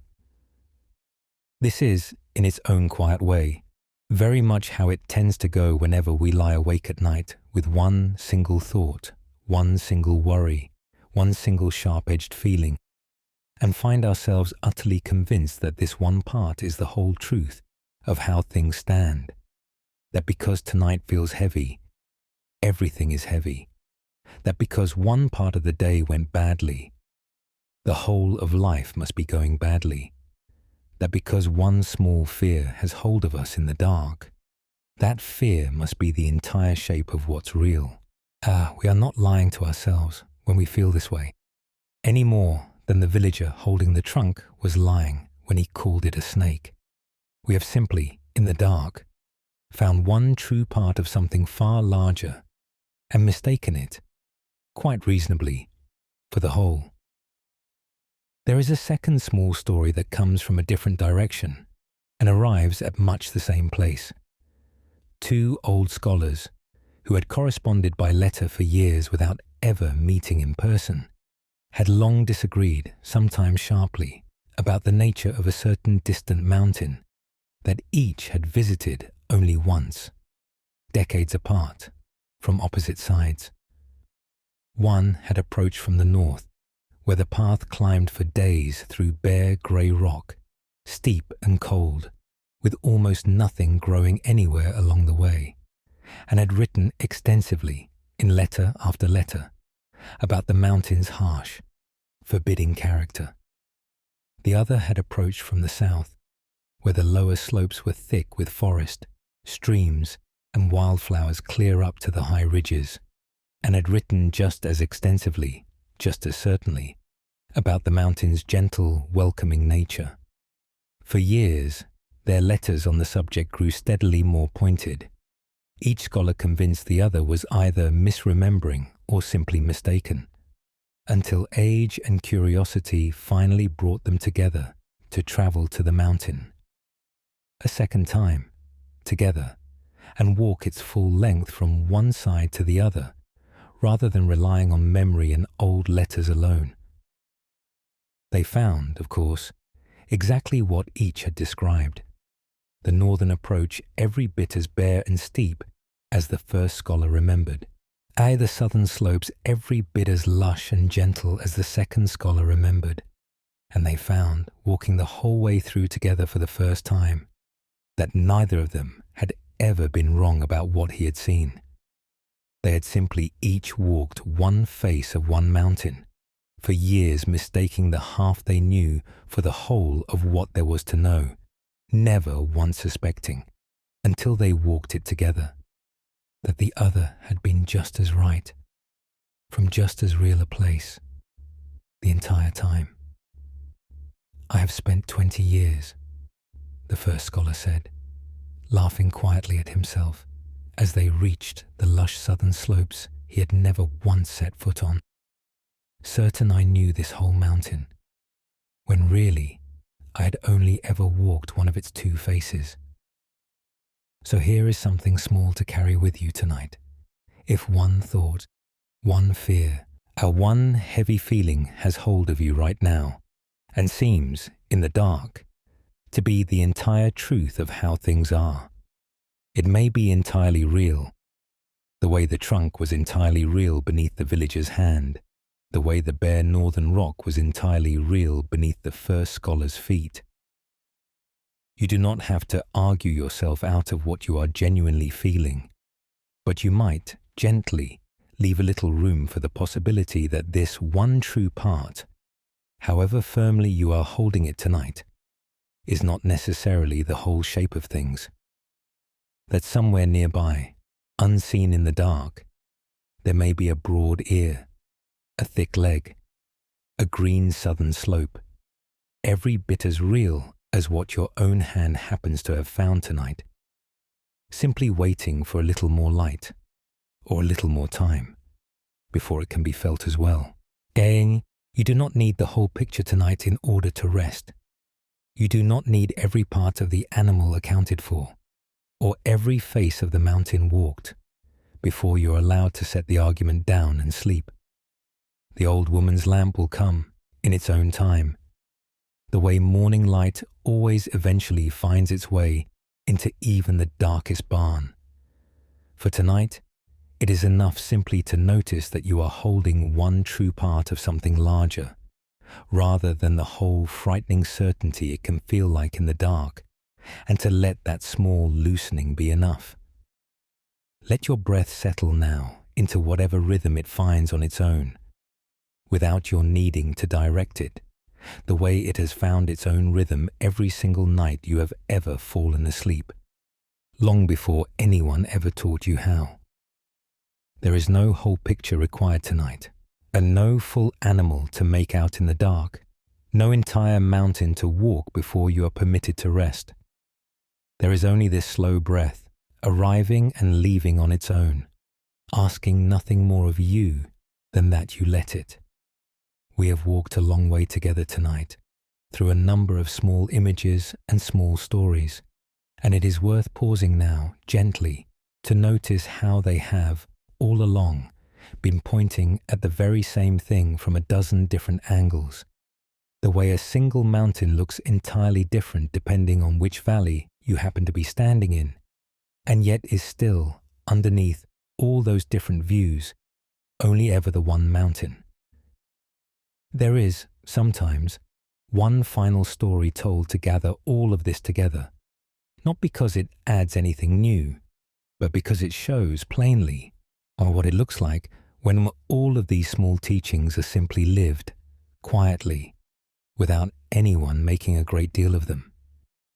In a small village set where a wide, slow river met the sea, there lived an old ferryman who had spent the whole of his long life rowing people across the water, fishermen heading out before dawn, traders carrying goods to the far bank, children crossing to visit grandparents, mourners crossing to bury their dead, and, every so often, travellers passing through who had no particular reason at all, simply somewhere else to be. He had done this work for so many decades that the villagers had mostly stopped noticing him as anything other than a fixture of the river itself, the way you stop noticing a familiar tree or a worn step at your own front door. He never spoke much, and he never claimed to know anything in particular, but anyone who paid close attention to the way he lived might have noticed, without him ever pointing it out himself, that he carried all of what we have circled tonight, lightly, in his own ordinary days. He never argued about whether the river looked better at dawn or at dusk, calm or churning, silver or grey. He simply met it as it was each morning, the way a mind meets whatever world it happens to be shown that day, without needing the river to be any particular way before he was willing to row across it. When younger ferrymen complained about a long, hard crossing on a hot day, certain that easier work must exist somewhere on the far bank, he never chased the shimmer of some better job waiting just out of reach. He simply kept rowing, the way the herder had once told a tired traveller to keep walking, attentive to the ground, or in his case, the water, directly beneath his own oar. Old memories surfaced in him sometimes, while he rowed, the way they do in anyone who has lived a long life. A face from decades ago, a sorrow he had thought long settled, rising unbidden in the middle of an ordinary afternoon. He never fought these moments, and he never went digging for more of them than what arose on its own. He let them pass through him, the way a seed completes its small season, the way driftwood floats by and is gone, trusting the deep ground beneath him to hold whatever needed holding, without his having to manage a single bit of it directly. He had never been a man of many words, and the few sayings he did repeat, "Go gently, the river always knows its own way, there's no hurrying water," he held loosely, more like old, worn tools than the sacred instructions, never mistaking the phrases themselves for the actual, plain experience of simply rowing well on a calm morning.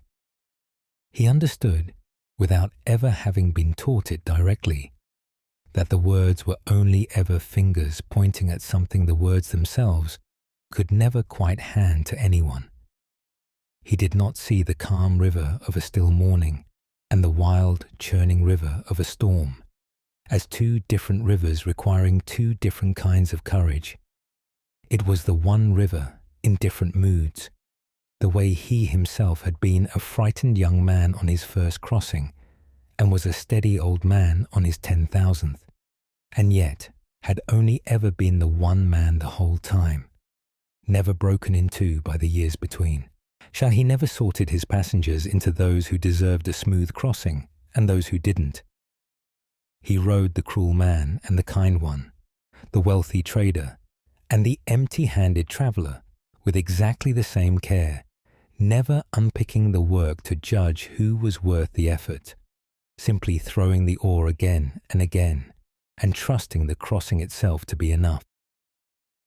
Once, late in his life, in poor evening light, he mistook a length of old rope coiled at the bottom of his boat for something far more alarming, his heart pounding for several long seconds before he looked closer and laughed quietly at himself, alone on the water, for having let poor light convince him of a danger that had never actually been there. He had buried people he loved over the years and grieved them fully and openly each time, had never once pretending the grief away, and yet anyone who watched him closely would have noticed that none of those griefs seemed to leave him bitter or hardened, the way storms leave no permanent mark on a clear pond, the sorrow passing fully through him and leaving him, each time, exactly himself again underneath. He had never gone searching, in all his long years, for some greater peace waiting somewhere beyond the river.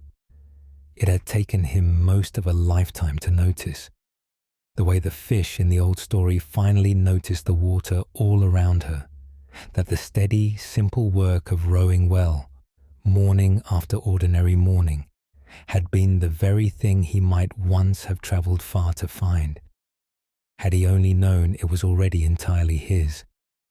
And he kept, always, an extra cushion in the bottom of his boat, and a spare warm cloth folded beneath the seat, offered without a second thought to whichever passenger happened to need it that day, not because he had decided in advance who deserved his care, but simply because, having let go of so much else over the years, there was always a little extra room left in him to give.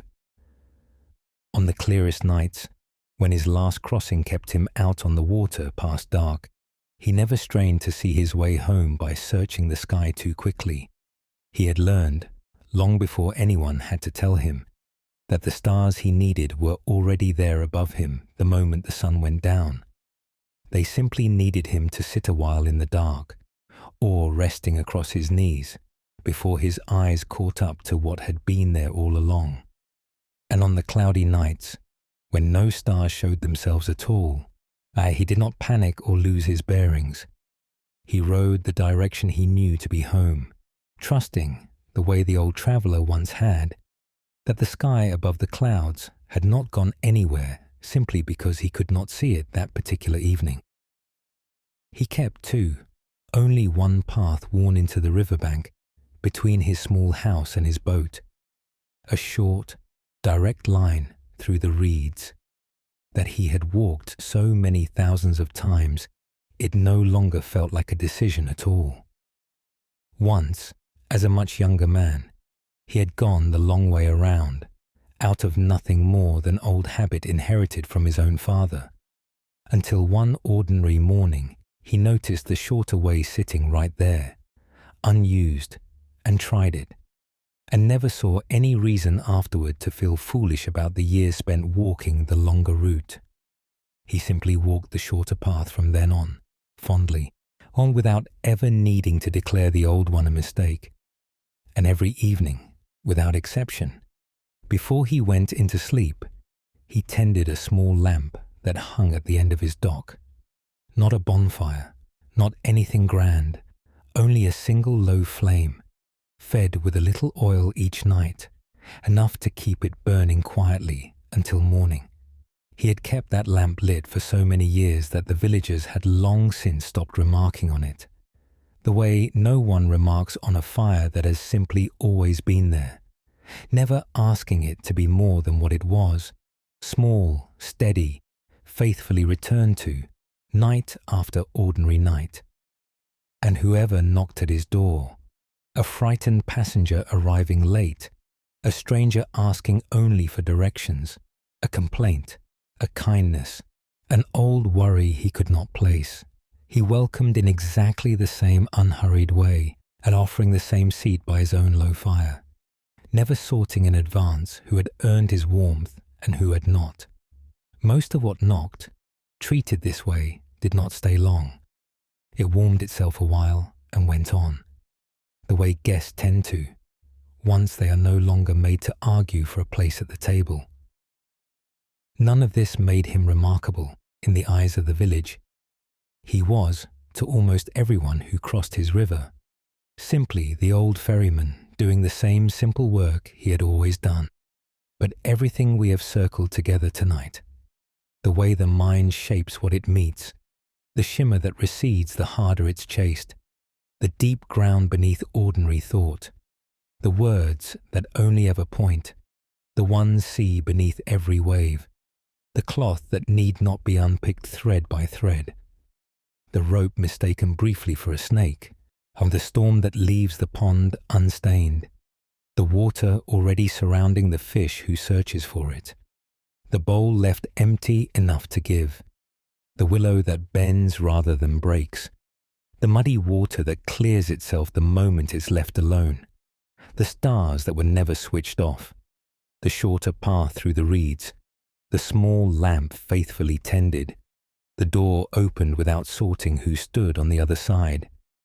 All of it was simply there, quietly, in the way one old man lived his very ordinary days beside a very ordinary river.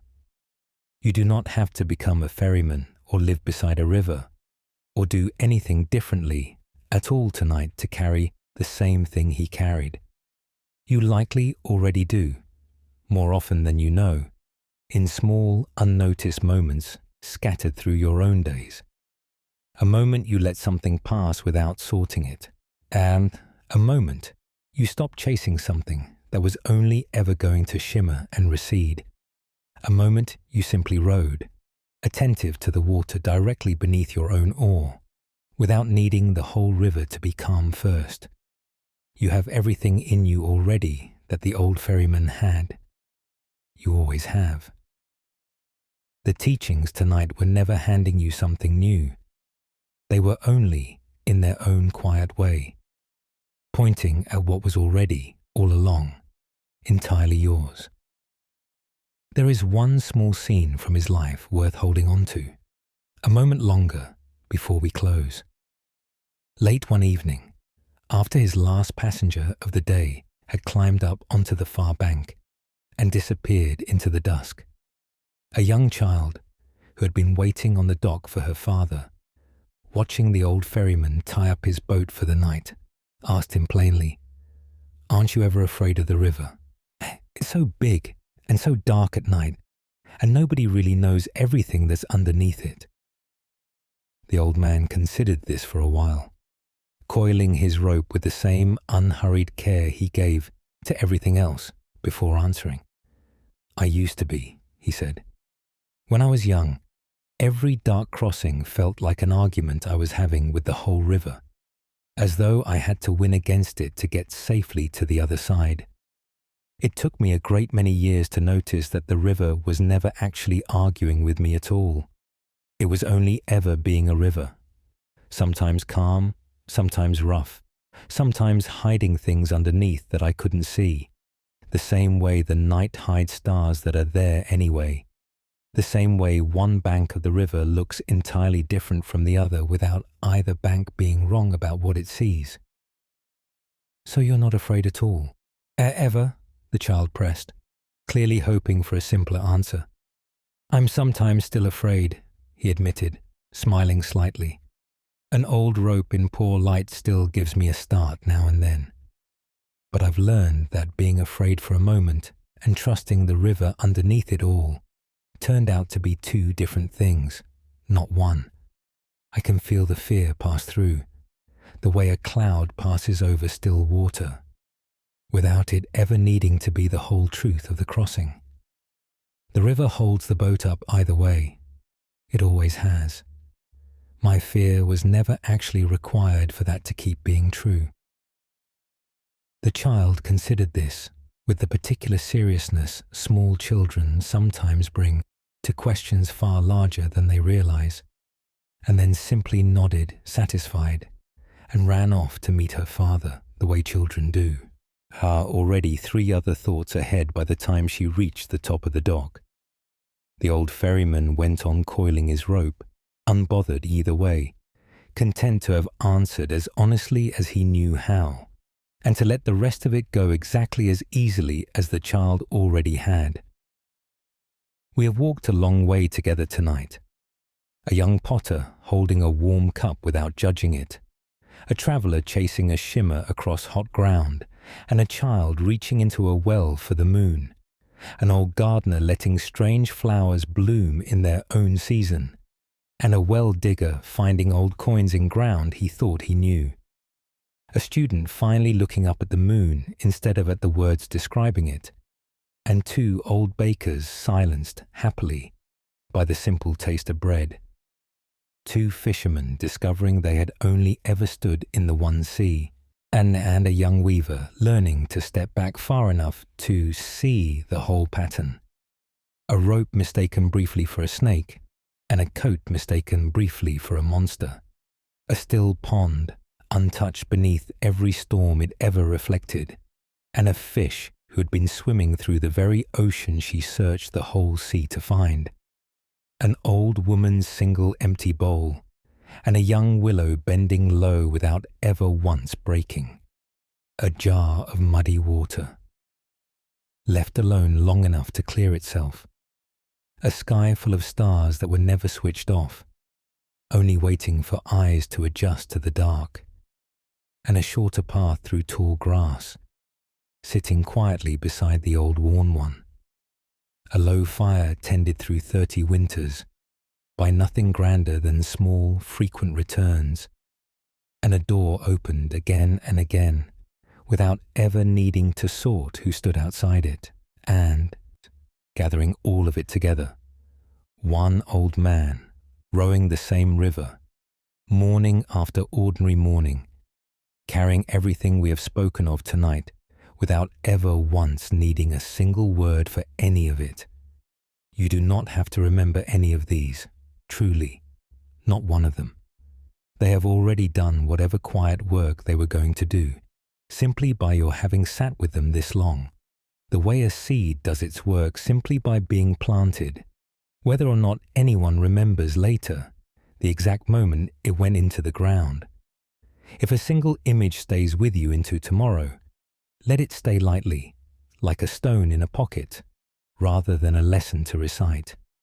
And if none of it stays at all, that is entirely all right too. It has already settled into you, the way everything settles eventually, whether or not the mind keeps a careful record of it. They say, there is nothing left to do now, nothing to fix, nothing to sort, nothing to figure out before you're allowed to rest. The day is finished. the words are finished. There is only this, the weight of your body, sinking a little further into wherever it is resting, the slow, ordinary rhythm of your own breath, asking nothing of you at all. Let your shoulders go. Let your jaw soften. Let the room around you hold you the way it has held you on so many other nights, without your ever having to ask it to. You do not need the whole picture tonight, any more than the 4 villagers needed the full lamp lit before they were allowed to rest, any more than either old scholar needed to walk the mountain's far side before his own half was permitted to be real. If some part of today still feels unresolved, some small worry still holding only its one true corner of things, you do not have to settle it, finish it, or understand it fully before sleep is allowed to come. It can simply sit there, in the dark, exactly as real and exactly as partial as it is, while the rest of you, gently, goes on toward rest without waiting for it to be tidied first. Let that settling move slowly through you now, the way warmth moves through water left long enough on a low fire. Let your feet grow heavy, and your legs along with them, sinking a little further into whatever is beneath them. Let your hands soften, uncurling slightly if they have been holding anything at all, even something as small and nameless as the shape of the day. Let your chest rise and fall at whatever pace it has already chosen for itself, without your needing to choose it again. Now let your face soften, your forehead, your eyes, the small muscles around your mouth that so often carry more of the day's weight than we ever notice until we finally let them go. Wherever you are tonight, whatever today carried, whatever tomorrow happens to hold, none of it needs you right now. Not for these next few minutes. Not while the dark settles in around you like still water finally left undisturbed. There is nowhere to be. There is nothing to solve. There is only the soft, steady fact of being here, breathing, resting, exactly as you are. Somewhere out past this room, the night is doing what it has always done, with or without your attention. Stars sitting quietly behind whatever clouds happen to be passing tonight. A low lamp burning somewhere on some dock you will never see. At an old ferryman's boat resting easy against its mooring. A fire banked low and safe until morning. None of it requires you to keep watch over it. It will go on, exactly as it always has, while you are given over entirely to rest. If a sound reaches you from outside, wind, a passing car, the small, ordinary creak of a house settling into the cool of the night, let it pass through without needing to be identified or understood, the way water moves past a stone without either one disturbing the other. You have done enough today. You do not have to do one more thing before you are allowed to close your eyes fully and let go. Whatever was unfinished can stay unfinished. Whatever was unresolved can stay unresolved. None of it is going anywhere, and none of it needs guarding through the night. There is only this breath, and the one after it, and the soft, settled weight of your own body, exactly where it is, exactly as it is, asking nothing more of you than that you rest. Sleep well.